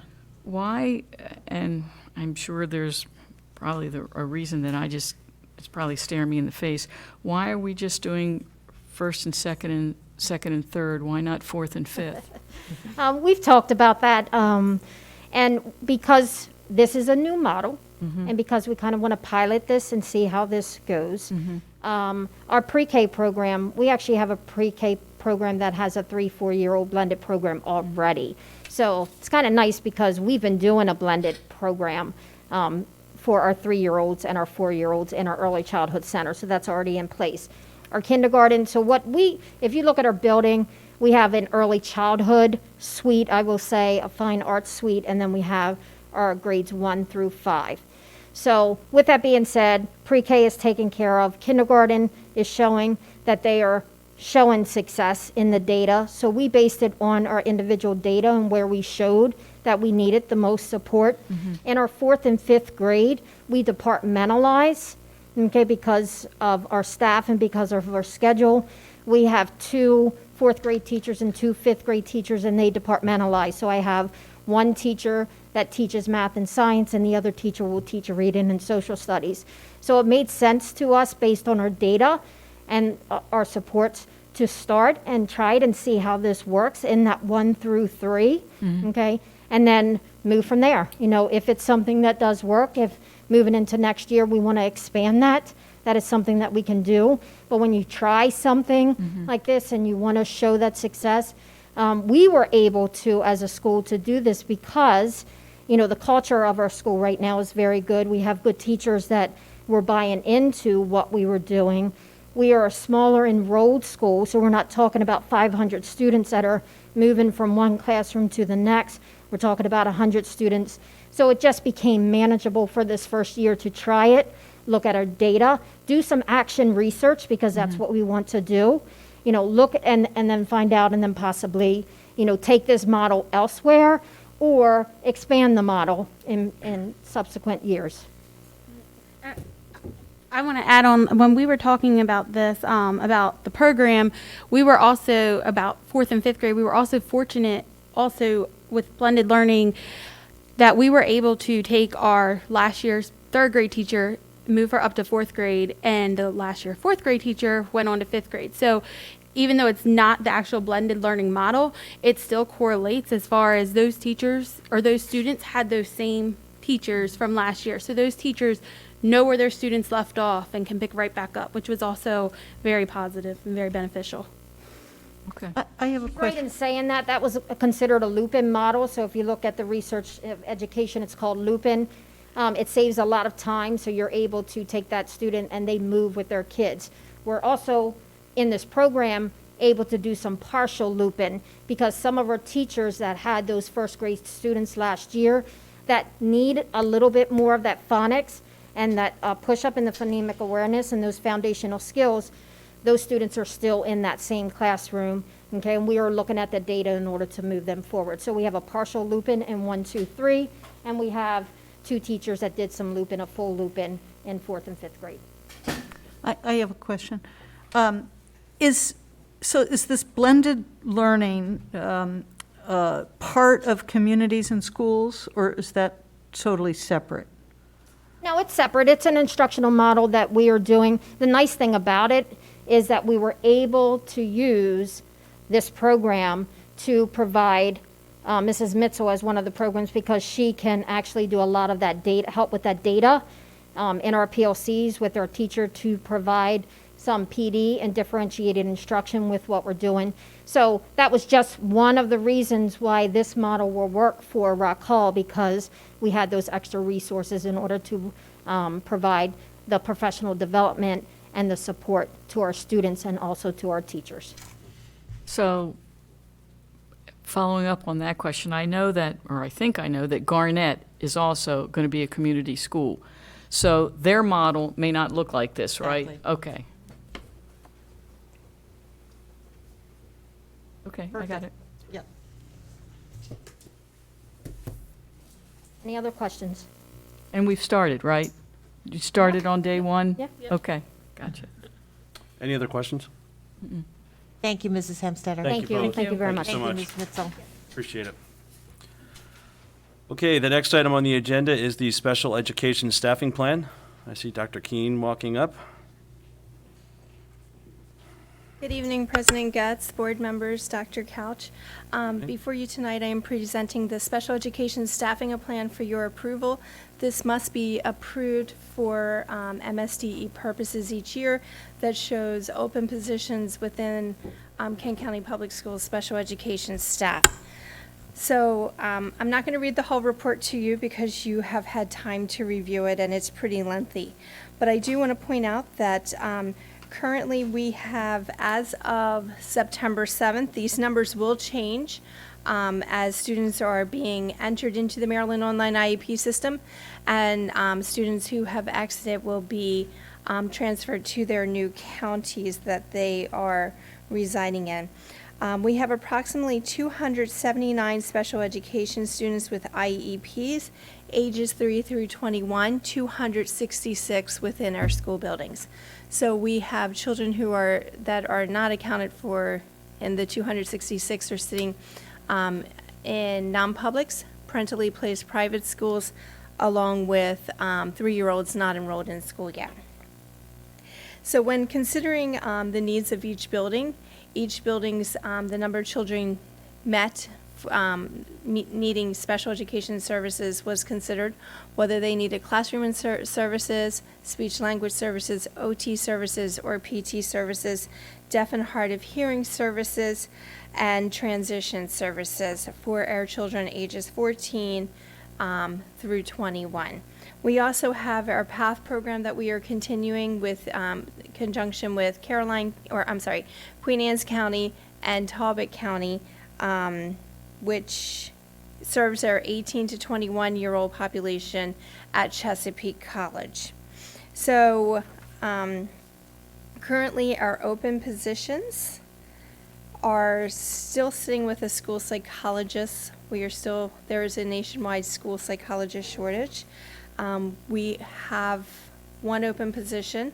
We have one open position with speech and language pathology, and we have been able to move a teacher back from who had been transferred to, or not transferred, but had been filling in for a general education teacher back to special education at the Kent County High School level, which did reduce some of that case size last week. So we still are funding our 3-year-old pre-K program out of grant money at Rock Hall Elementary School.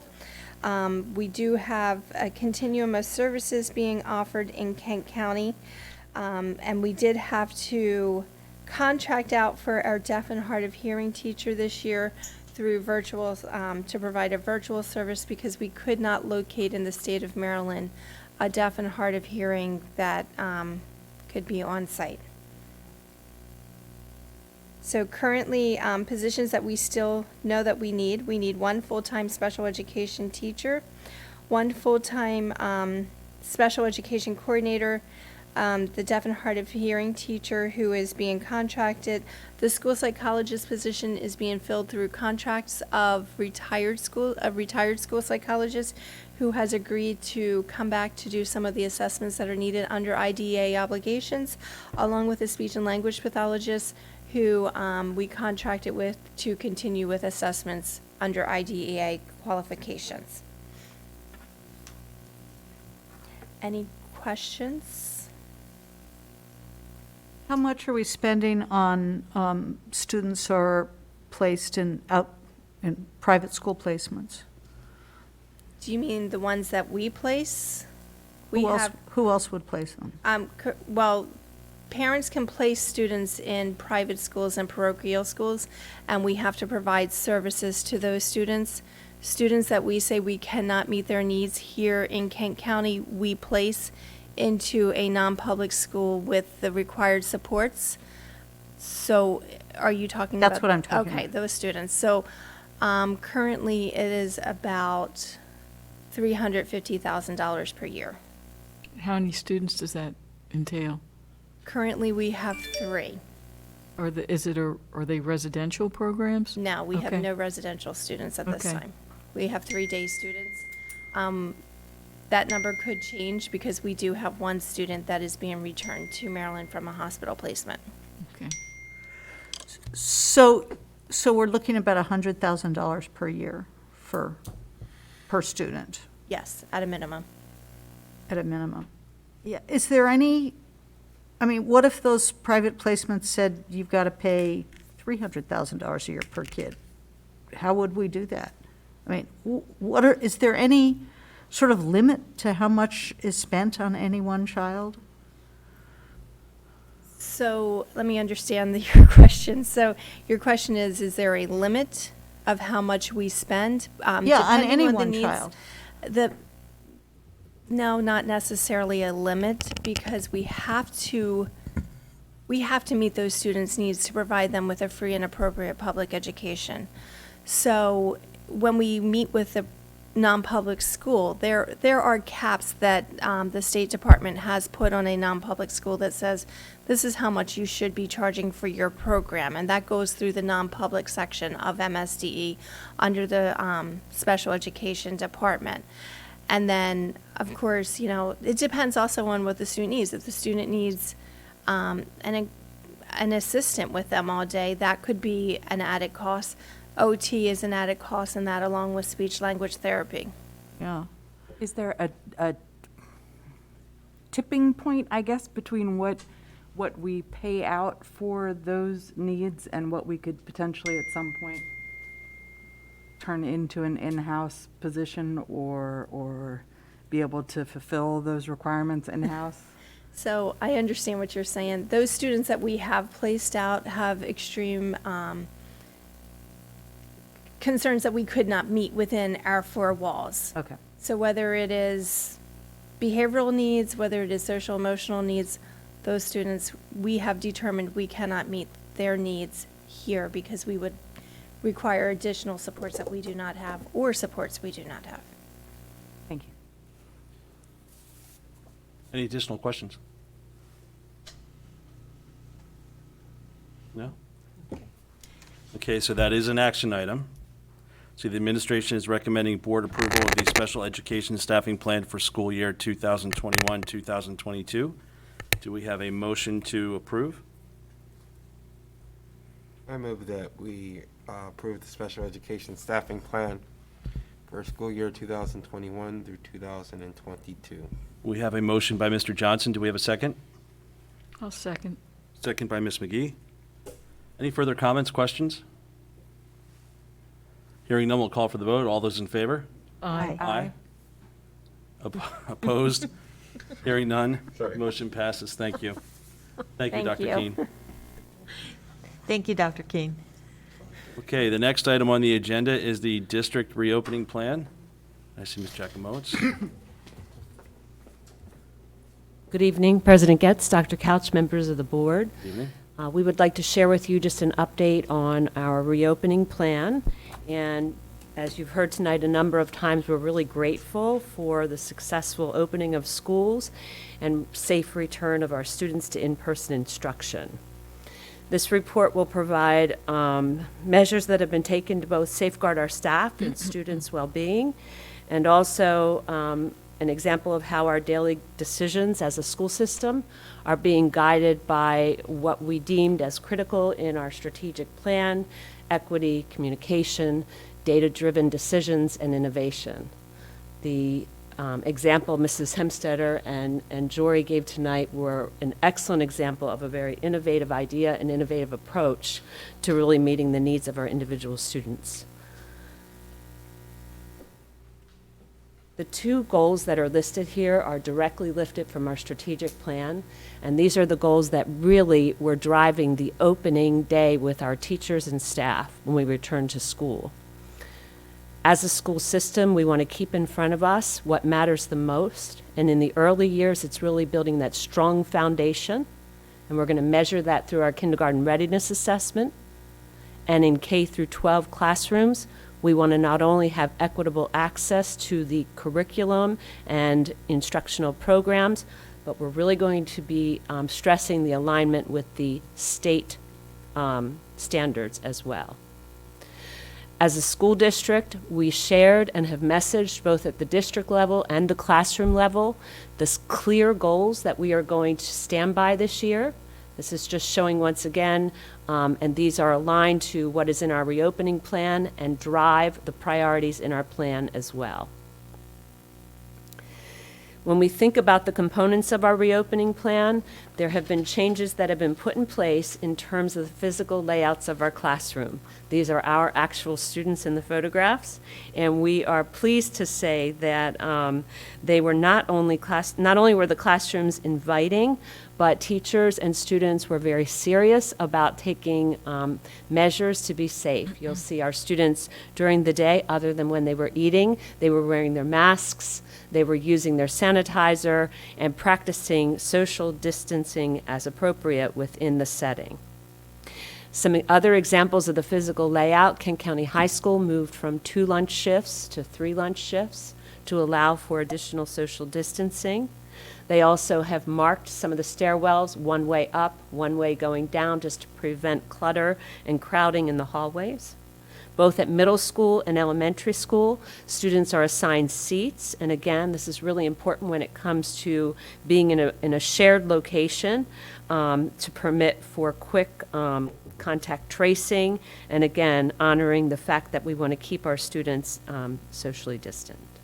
They're also released from buses in ways to really reduce crowding, both for arrival and dismissal as well. Our reopening plan puts a strong emphasis on being prepared for the whole child, particularly providing social and emotional support. We fully believe that student well-being is an ongoing priority for our school district. And as mentioned earlier, over the past 18 months, many of our students have not been in that physical classroom. So what we wanted to do, and it's actually been a top priority, not only for our support staff and teachers, but our social workers, our counselors, really thinking about the mental health of our students and taking into account how we can assess that at the start of this school year. The programs that are listed on this slide are the research-based programs that have been purchased through some of the ESSER funding that we received. And our teachers throughout the year will be providing additional support and training and delivering lessons to students using the various programs you've heard of before. At the elementary level, that would include Second Step. In the early years, birth to 5, that's the pyramid training that you're hearing about. In the middle school, Positive Action is, again, a social-emotional program to provide that wellness in the middle school. And then Changing Perspectives is an initiative and program and resources that Mrs. Williams and her team are providing ongoing support both at the district and in the classrooms as well. In terms of our ESOL population, we have hired a full-time family engagement specialist, and she assists families not only in terms of communication. We have very intentionally, when we send messages out, tried to send them out in both English and Spanish. Same is true. She just finished translating our entire reopening plan, so that will be posted both in English and in Spanish as well.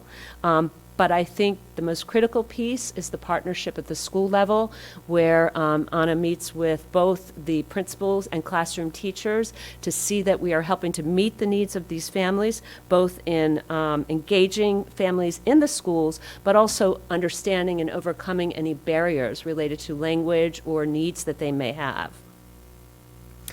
Another important component of our strategic plan is engaging our families and community in the whole educational process. And even though we've only been with students at this point for 5 days, here's some examples that are already intact and in place and secured. Our 9th graders, they had an amazing experience as part of the transition day and back to school, thanks to our partners at Echo Hill. Our schools all supported and held a successful open house where parents were able to come in, meet teachers, and students had a chance to actually see the buildings before school started. You heard earlier, Dr. Couch mentioned some of the resources provided by Sumner Hall. We are super excited about the teacher trunks, and they will become part of what teachers are able to access to better understand our community and our history. Back to school events are being planned. In fact, this is not a new partnership by any means, but in Rock Hall, there is a Kent County Learning Center, and they're going to offer free tutoring from 4 to 5 after school. And again, another example of that whole connection between the schools and the communities. The farmers market was a great example to try to recruit additional volunteers. And then also our forever partners, Washington College, they have this fabulous Chesapeake Heartland initiative. Last year they did some training with our fine arts teachers, and this year we're going to expand it and also offer it to other content areas as well. And as we speak, at 5:30 tonight, I was on the Zoom with our elementary principals. We are planning for our virtual back to school event. We're not going to do that one face-to-face, and I believe that earlier some dates were shared, but we actually had a change in dates, so I wanted to just make sure that I mentioned that because it is different than what Sam had shared earlier because it just happened.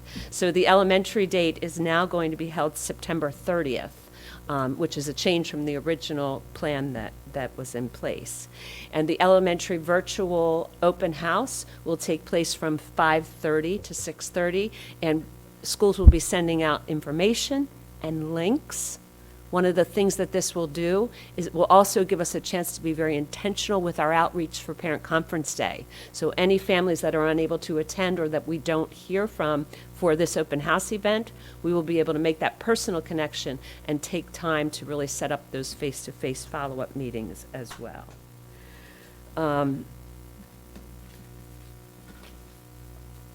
Data, we don't want it to stand for, did anyone tell anyone? We want our data to be something that we use to drive every decision we make. So we shared the last time we were together a quick glance at the number of assessments that we give at the school level, from the kindergarten readiness assessment to others that you heard mentioned tonight, the MAP assessment, and of course our early fall assessments as well. But none of that would matter if that information sits there. What really matters is what are you going to do with it? And so we have protocols in place and opportunities for teachers to meet regularly to analyze the data and use that information to really differentiate, as you heard Ms. Hemstetter describe earlier. Our curriculum is designed to provide clarity on which standards teachers should be teaching. So again, you don't want that to be a guessing game. There are many standards out there. And this year, the shifts that have been made in our curriculum development and the resources that have been purchased were intentionally done because they align with the required frameworks and standards. And the photo you see is a photo of boxes that were delivered right before school. And I want to thank the many team members that helped us, because it does expand across department areas as well, from pushing it off the UPS truck, thank you, Bill, to trying to get it delivered to our amazing team out to the schools and get our students what they need. Our fall data will be used to make a determination of the final goal, and that is a decision that you as a board made. You want to see what those MAP results look like, as well as the early fall assessments. So as soon as we get that, we will come back to see if we have to make any adjustments. And this year, you will hear from the various schools, because we have a commitment to keep data in front of us and keep that progress monitoring moving forward so that we can make the best decisions about what we are doing instructionally for our students. No school system is going to meet with success if they don't have a very strong Tier 1 program. And so this year, you have our commitment to stay focused on strengthening Tier 1 strategies and practices. And this includes unpacking content standards, designing daily learning targets and success criteria in the classroom level, using data to differentiate, having a school and system-wide emphasis, and Dr. Costa was talking to us about that today, on building independent reading goals, both for students as well as our own independent goals. I know we have a book study as part of our administrative meetings as well, and really trying to stay committed to seeing our students become more independent with their reading. Effective use of mathematics manipulatives, and then a system-wide emphasis on the area of writing.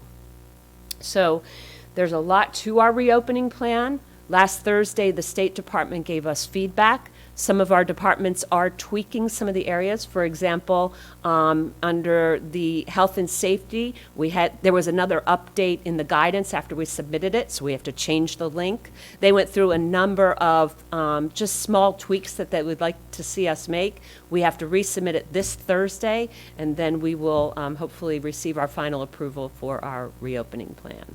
So at this point, I just wanted to give you an overview and ask if there are any questions. I had one. If you could tail back on just a couple of slides. I'm sorry, I don't have it up on my computer. To the goals that we set right there.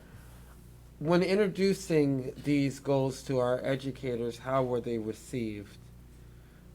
I can share, I was with the elementary staff. We met at different levels, so I can speak to the, when I was with our group. And I will say that the feedback that I received is they were thankful to have something that was a clear target, because what that will allow them to do is align their own goals to the target. So I feel like in the past, one of the reasons we haven't been able to see movement is that we had many different goals set.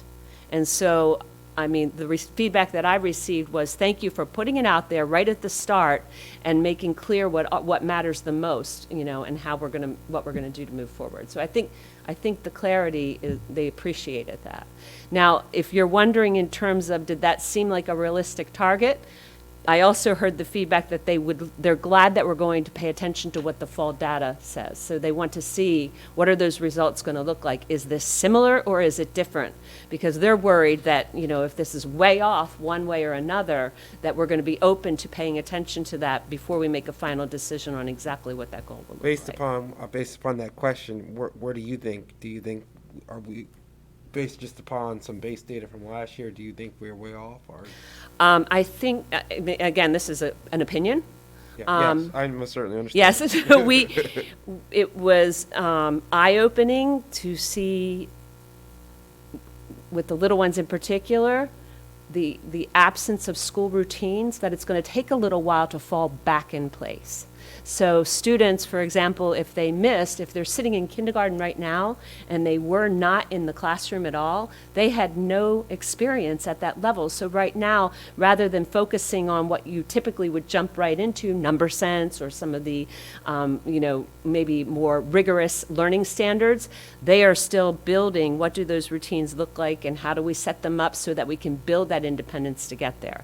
Now, I would be curious, and I'm going to defer to one of my colleagues at the middle school, Dr. Sperry, if you want to talk about what you see in terms of your first, you want to speak to the targets first? Okay. She probably should come up. Can you come up to the mic? Rumbling into my mask.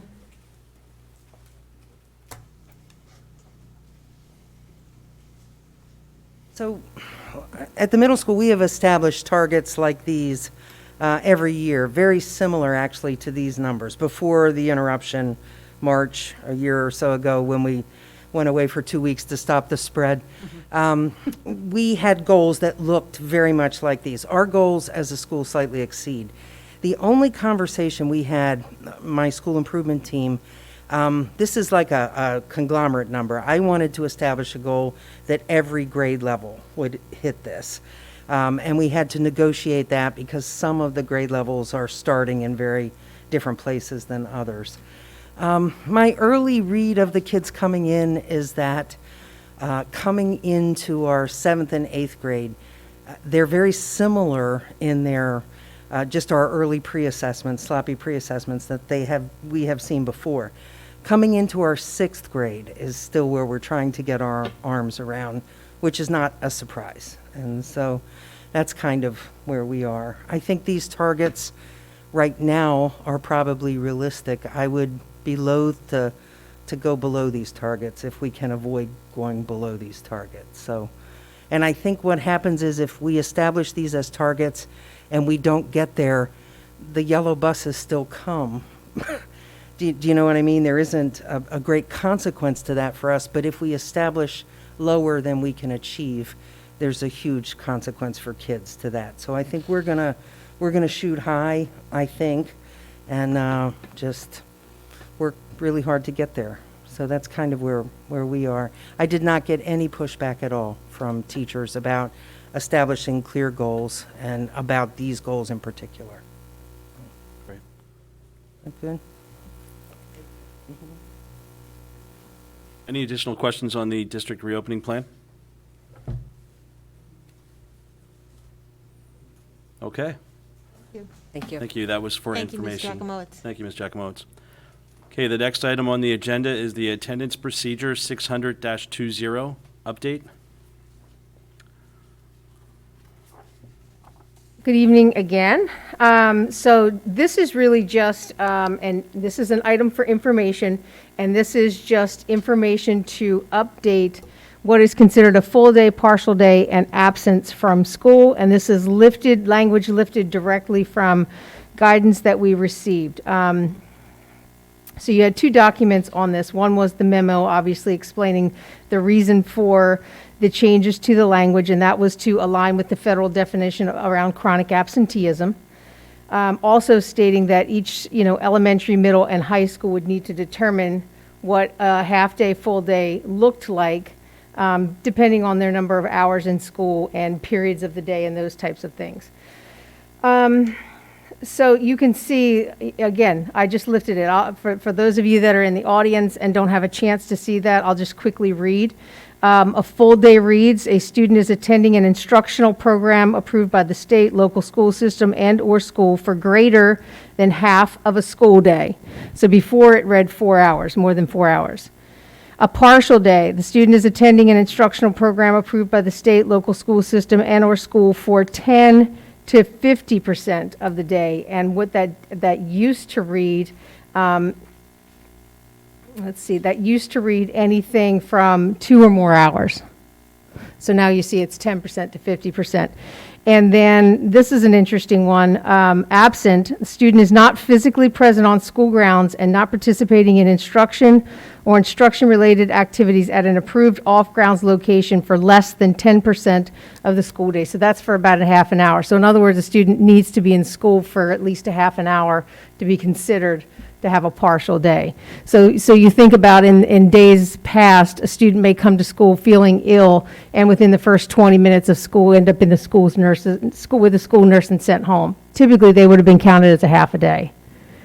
Now they're counted as absent. So that's a little bit of a change. So anyway, just directly lifting that, Francois did have a chance to look over the procedure ahead of time too, and had a suggestion. I'm actually on the procedure itself. I'm on the very last page under D. And if you remember back in 2018, that was the last time we made changes to our attendance procedure based on pregnant and parenting students.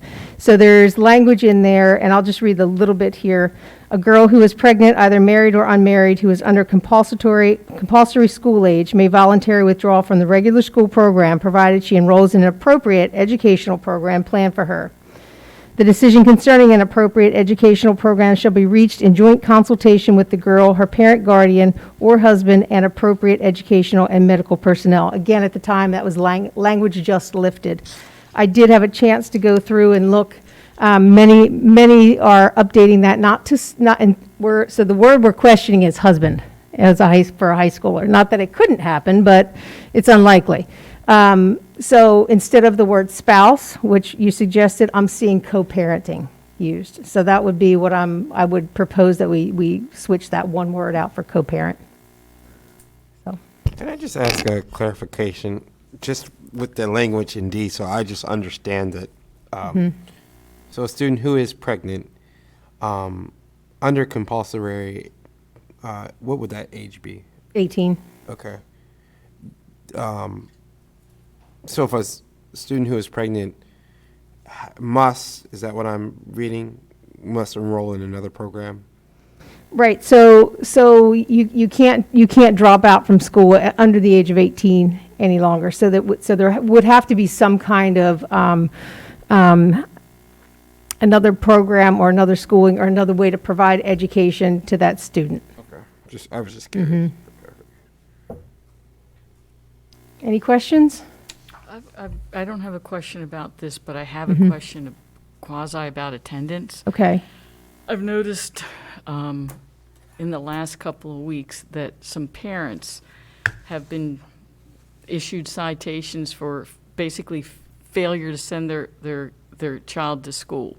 So I'm wondering why it's so late. I mean, we're in a new school year now, and there are some parents that are like during the summer. Right. I mean, there's no consequence now. I mean, the school year's over. Why is there such a delay? Well, it's not. I don't think it's a delay unless I'm not understanding or not unless I'm misreading what you're saying. It's not a delay. There are certain kids that are in the truancy reduction program that we hold over through the summer, and that they kind of go from one school year to the next, and they're being monitored. Okay. And once again, there are criteria that they have to follow to be, I guess, finish successfully that program. Yeah. So So I didn't know there's a holdover. Yeah. I'm just. I mean, not all students. But I'm just being a layperson, and I'm saying, and it's always the mother. I don't see any men being charged with stuff, but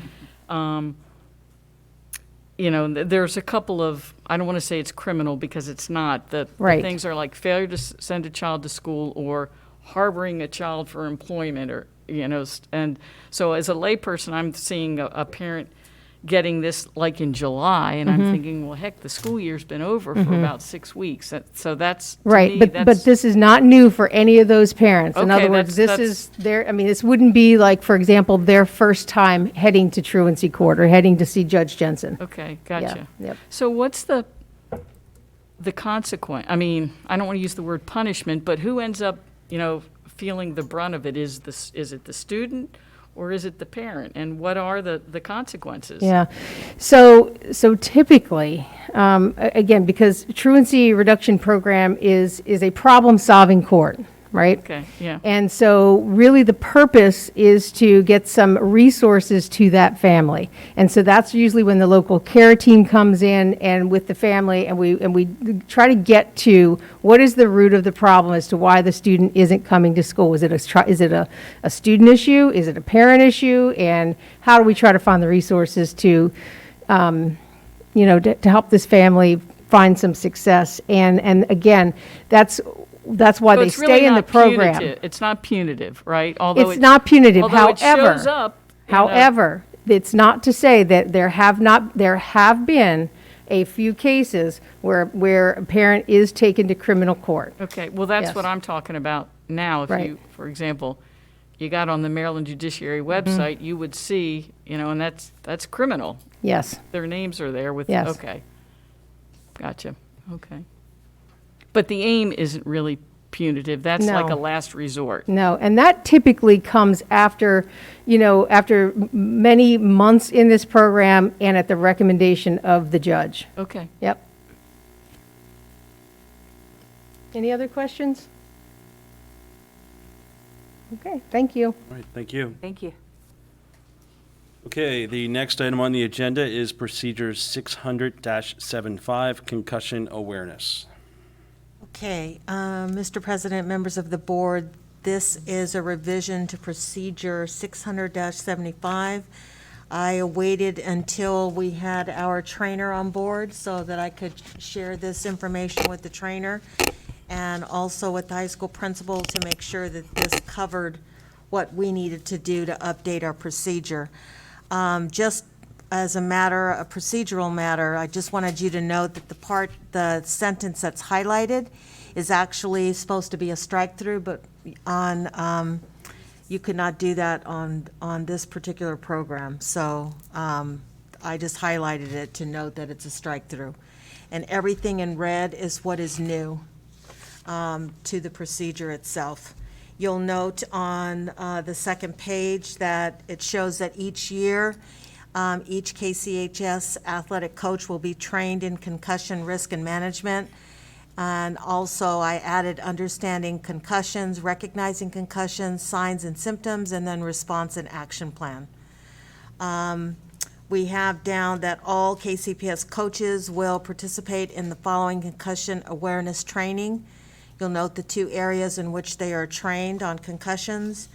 And then there is a sign-off that would be presented to the parents and the athlete for signature that they did receive information on concussion. Also, there are materials that will be utilized, and these are materials that are readily accessible through the mpssaa.org website. And yeah, so with that, I'll entertain any questions. This is a procedure, so it doesn't require approval, it's just for information. Will this information be available on the website as well? It's available, well, is it unavailable on our? Okay, there's, not all the procedures are actually up to date, but we'll make sure this one is on there. It was just fairly consistent with some of the other, all of the other systems that I Right. saw where they, there was awareness and another landing site kind of thing, so. Okay. Any questions on this? This item is for information only. It's ideal to have, so thank you. Okay. The next item is Board Policy BCF Citizens Advisory Committee. Okay, bringing back this particular policy, you'll note that I added and I bolded in red the areas that I changed from the last meeting to this meeting. So just to briefly go through that. On page 1, the Citizens Advisory Committee shall consist of 13 members. Was changed from 12 to 13, 2 members per school, and I added 2 community members at large and 1 student.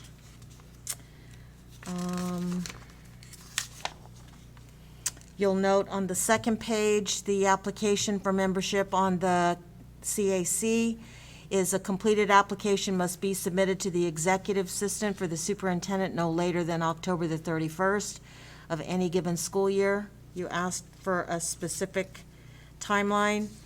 And then the advisory committee shall report to the board at least once annually. That was another suggestion.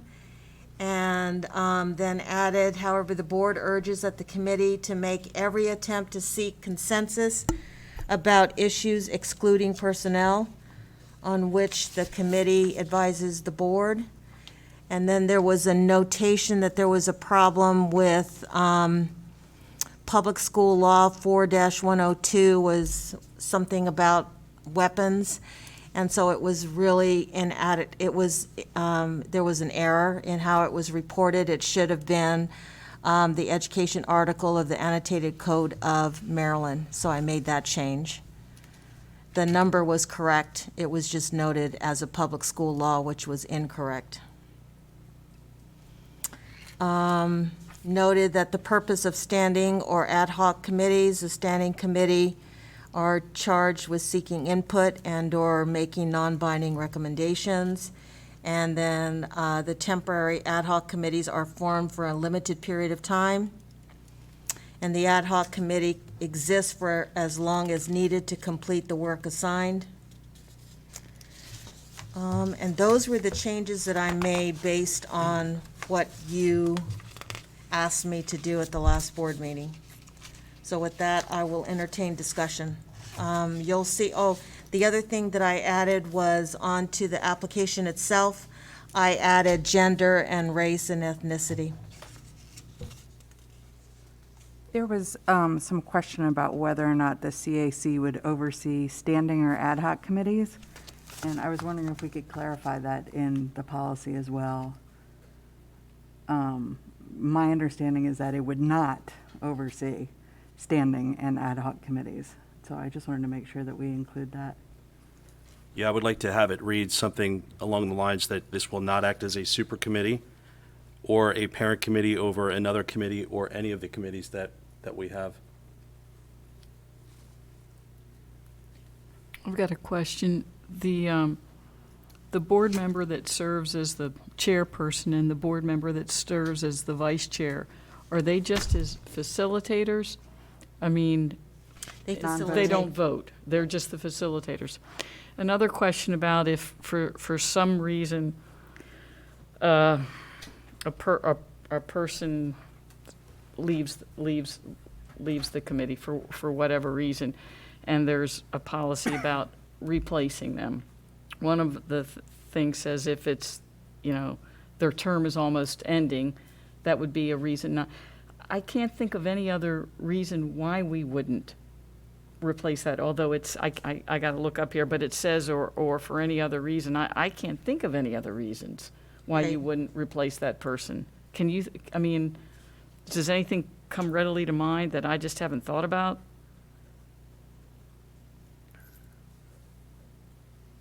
Yeah, I don't know. Certainly we hadn't really shared any further information about that, but. Well, I'm just wondering if we should take that part out. It's entirely up to you.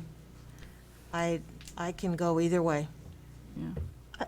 I just don't understand what the purpose of having sort of a general committee is. I mean, committees work that have specific purposes, specific directions. Just an advisory committee about anything, I just don't get it. Is it sort of shadow school board. I really don't see the purpose of it. Can somebody explain this to me? It makes sense to me to have more community involvement than we have, but like the committee we just formed to study the middle school, that makes sense. I think we probably need one for, to study what we do for gifted and talented kids. And there are probably a lot of other areas that would benefit from having more citizen input, but I just don't understand what we're doing with having a kind of vague, general committee. Who decides what the direction of the committee is?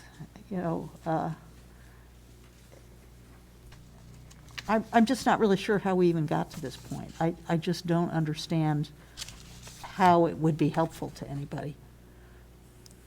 I don't, you never know until you try. That's where I err at. You never know until you try. I mean, other districts have it.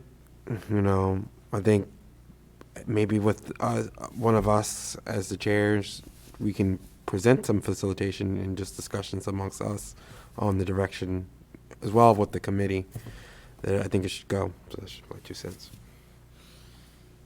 So I'd like to see the composition of the meeting where it states 2 members per school. Can we have that laid out so that it actually lists the schools with the members? Just that if there's an ebb and flow, if by chance we get an influx of people, or if we ever get to a place that we can come back and revisit and adjust the policy by school, by members, but I would just want to make sure that it's codified, that we know clearly the schools and the members that are in those schools. So I know it states here 2 members per school. Mm-hmm. Just say if we lost a school and consolidated again, then we have to come back, and then someone will forget. Where we come up with the 13. Yeah, and I just want it to be very clear that it's called out exactly what we're looking at.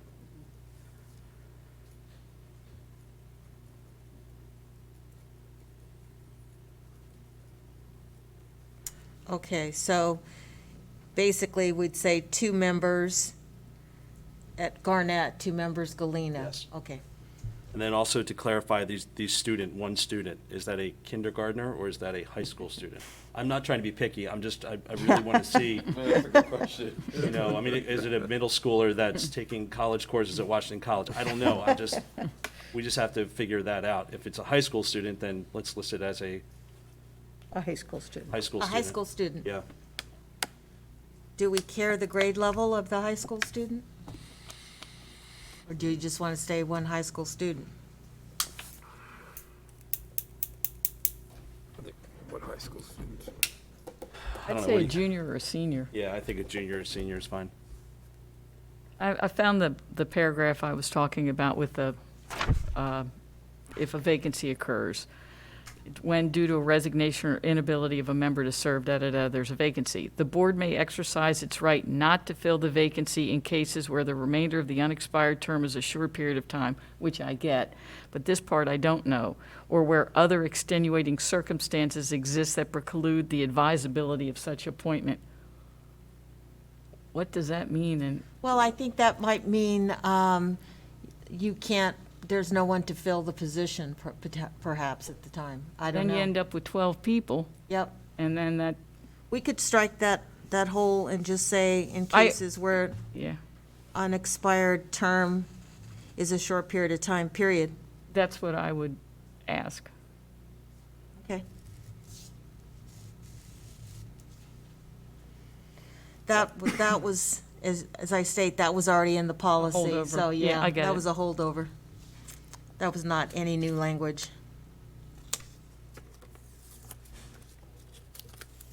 Yeah, the other piece I'd like to add is that if, for this committee to start, we have to have all positions seated to begin.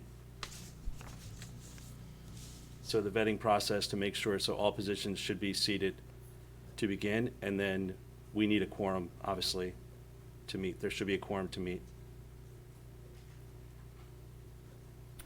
Another thing is, where will they meet? Yeah. Here, Okay.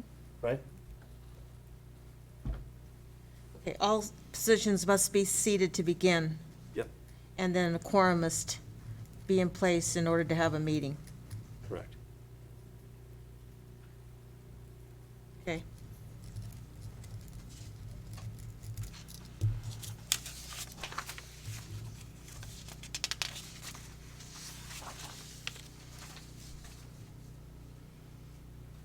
Anything else? So I saw that the applications have to be in, we're saying by October 31st.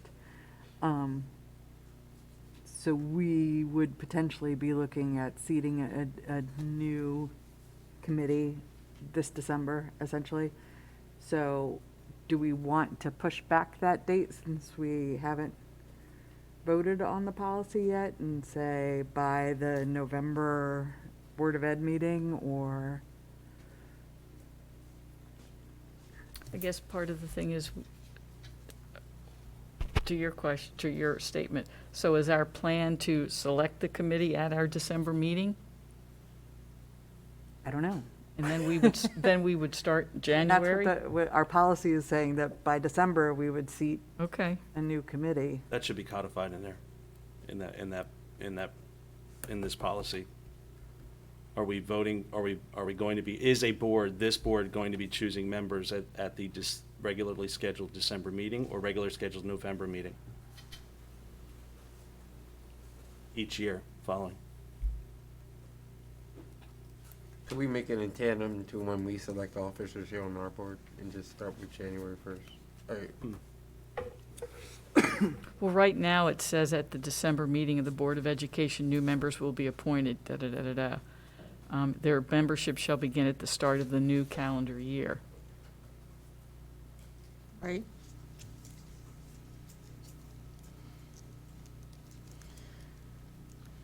Should we put a limit on the amount of time that somebody can be reappointed? Good call out. Mm-hmm. 2 terms, And a term is a year. yes. 2 consecutive terms, and then maybe you could be off for, I'm just saying, or you could be off for a year, and then you could be reappointed? Yeah, sure. Okay. What do you guys think? What does everyone else think? I think 2 terms and that's it. Well, heck, we served 4 years. We're elected.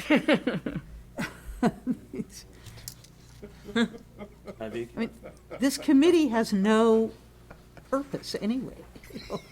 We don't, I don't say that it has no purpose. I think it's another opportunity to hear from the community.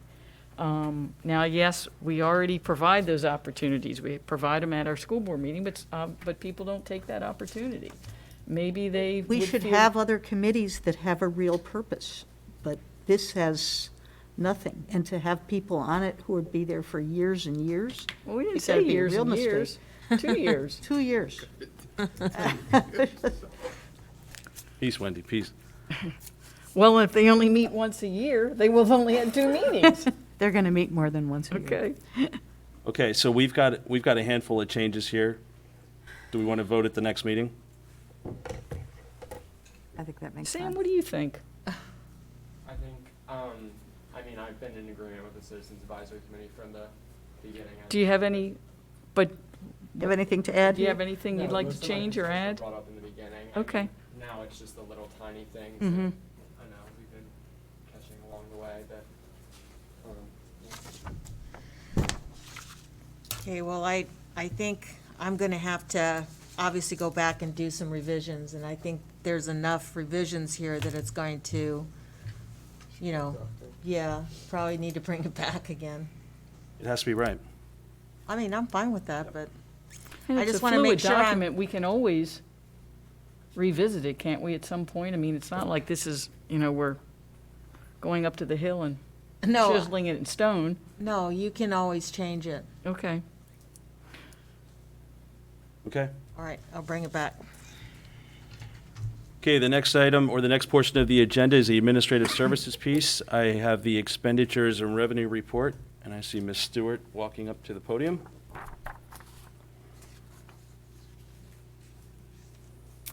Good evening, President Getz, members of the board, Dr. Couch.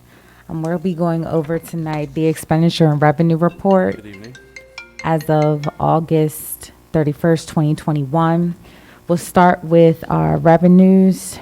You'll notice in Fund 1, and this is for July until August, you'll notice for Fund 1, we have 5.7 million in receipts for our unrestricted, and this also includes our restricted, but I have, as I stated before, separated the unrestricted and restricted out.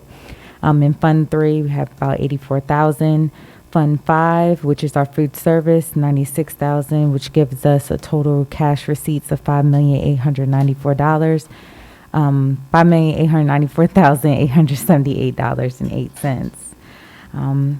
We go to our next page. You will see our current expense fund. To date, we have expended about 62% of our current expense funds. That is also the encumbrances that you see is everyone's salaries that are encumbered at this time, as well as other encumbrances, including our year-to-date expenditures. For our school construction fund, we have expended about 6% of that funding. Food service, we're about to 40%. And then we have our restricted funds. Our restricted funds, we are still pending. You will see in the budget amount, those are our new fiscal year 22 funds, but we are still finalizing our grants as we are underway in the audit. So hopefully we will have those budgets uploaded by the next board meeting. And then lastly, this is just an overview as of August 31st. All the funding, excuse the typo, all of the funding that we have received, expenses that we have expended, and just give you a snapshot or overview of our KCPS funds. This was just for information only. If you have any questions or concerns, I'm able to address that Just to comment on the format, thank you. anytime. The way it's laid out is very clear, concise, so thank you for that. Thank you. Okay. So as Ms. Stewart mentioned, that was for information purposes only. The next item on the agenda is the Central Office Paving Bid Award. See Kerwin coming up. Good evening, President Getz, Dr. Couch, members of the board. As you guys can tell, you've been coming here for a little while now, and this parking lot has needed some TLC for a little bit of time. So I know Ms. Gale agrees too. So the county's been generous enough to give us some money, as you saw in the budget, to fix this parking lot. So we recently had our bid opening for that. We had 3 responsive bidders. So as you can see, David A. Bramble was the low bidder. So we are here tonight to recommend favorable approval by the board to award David A. Bramble to complete the central office parking lot in the amount of $76,505. When will it, pending our approval, when will? We're looking at in October probably. We're hoping to use probably that Friday that we have off as kind of a day where we obviously don't have any staff in the building. So it's typically takes about 2 to 3 days for them to do a job of this size. So we're hoping we can get it done that weekend, basically. Obviously, depending on what their schedule is as well at this point. As you guys know, it's, with COVID and everything, schedules are completely different than what they used to be right now. So I've had preliminary conversations with them. I don't think that's going to be a problem getting it done here as soon as possible. Are we talking the front and the side? Yes, the entire parking lot. Okay. All the bumpers will be replaced. Obviously, it'll be restriped, and the dumpster pad will be replaced and repoured as well. That's great. So, Okay, the administration is recommending favorable approval to award David A. Bramble Incorporated to complete the central office paving in the amount of $76,505. Do we have a motion to approve? I move that we approve it. We have a motion by Dr. Costa. Do we have a second? I second. We have a second by Ms. McGee. Any further comments, questions? Hearing none, we'll call for the vote. All those in favor? Aye. Aye. Opposed? Hearing none, the motion passes. Thank you, Mr. Kerwin. Thank you. Thank you. Okay, the next item on the agenda is Board Policy BH, Appeals and Procedures. Okay. This policy has been reviewed by the board, and administration is recommending approval of Board Policy BH, which is a new policy, and it's the administration of Board of Education regarding appeals. In other words, it would just apply to appeals that would come to the Board of Education. Okay. The administration is recommending approval of Board Policy BH, Administration of the Board of Education regarding appeals. Do we have a motion to approve?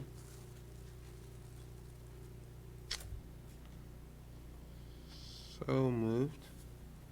We have a motion by Mr. Johnson. Do we have a second? I'll second it. We have a second by Ms. McGee. Any comments, questions? Let's just put into writing some of the things we were already doing. Right. A lot of these were procedural recommendations and criteria that we set forth when we would have appeals that would come to the board level, and it was adopted by both councils, so it just made sense. Our legal counsel said it made sense to put this into place so that if ever there's an appeal to the board, we can just pass out the actual appeal process, and it's very clear and transparent to any individual who's appealing to the Board of Education. And this will be posted, right? So that It'll you- be on on board docs, because Yeah. it'll be, yes. Okay. Okay, we have a motion and we have a second. Any further comments? Hearing none, we'll call for the vote. All those in favor? Aye. Aye. Opposed? Hearing none, the motion passes. Thank you. Okay, the next item on the agenda is public participation. Ms. Manley, do we have any cards? We do not. Okay. The notification of our next meeting. The next monthly meeting of the Board of Education of Kent County will be held on Monday, October 11th, 2021, beginning at 5:30 p.m. with the open session. Open session will be immediately followed by the board members going into closed session. The open session will resume at 6:30 p.m. The work session and the monthly meeting will be located at the administrative building in the boardroom, this room, at 5608 Boundary Avenue, Rock Hall, Maryland, 21661. Do we not want to schedule a work session this month? This would be the only month that we haven't had a work session since we have been.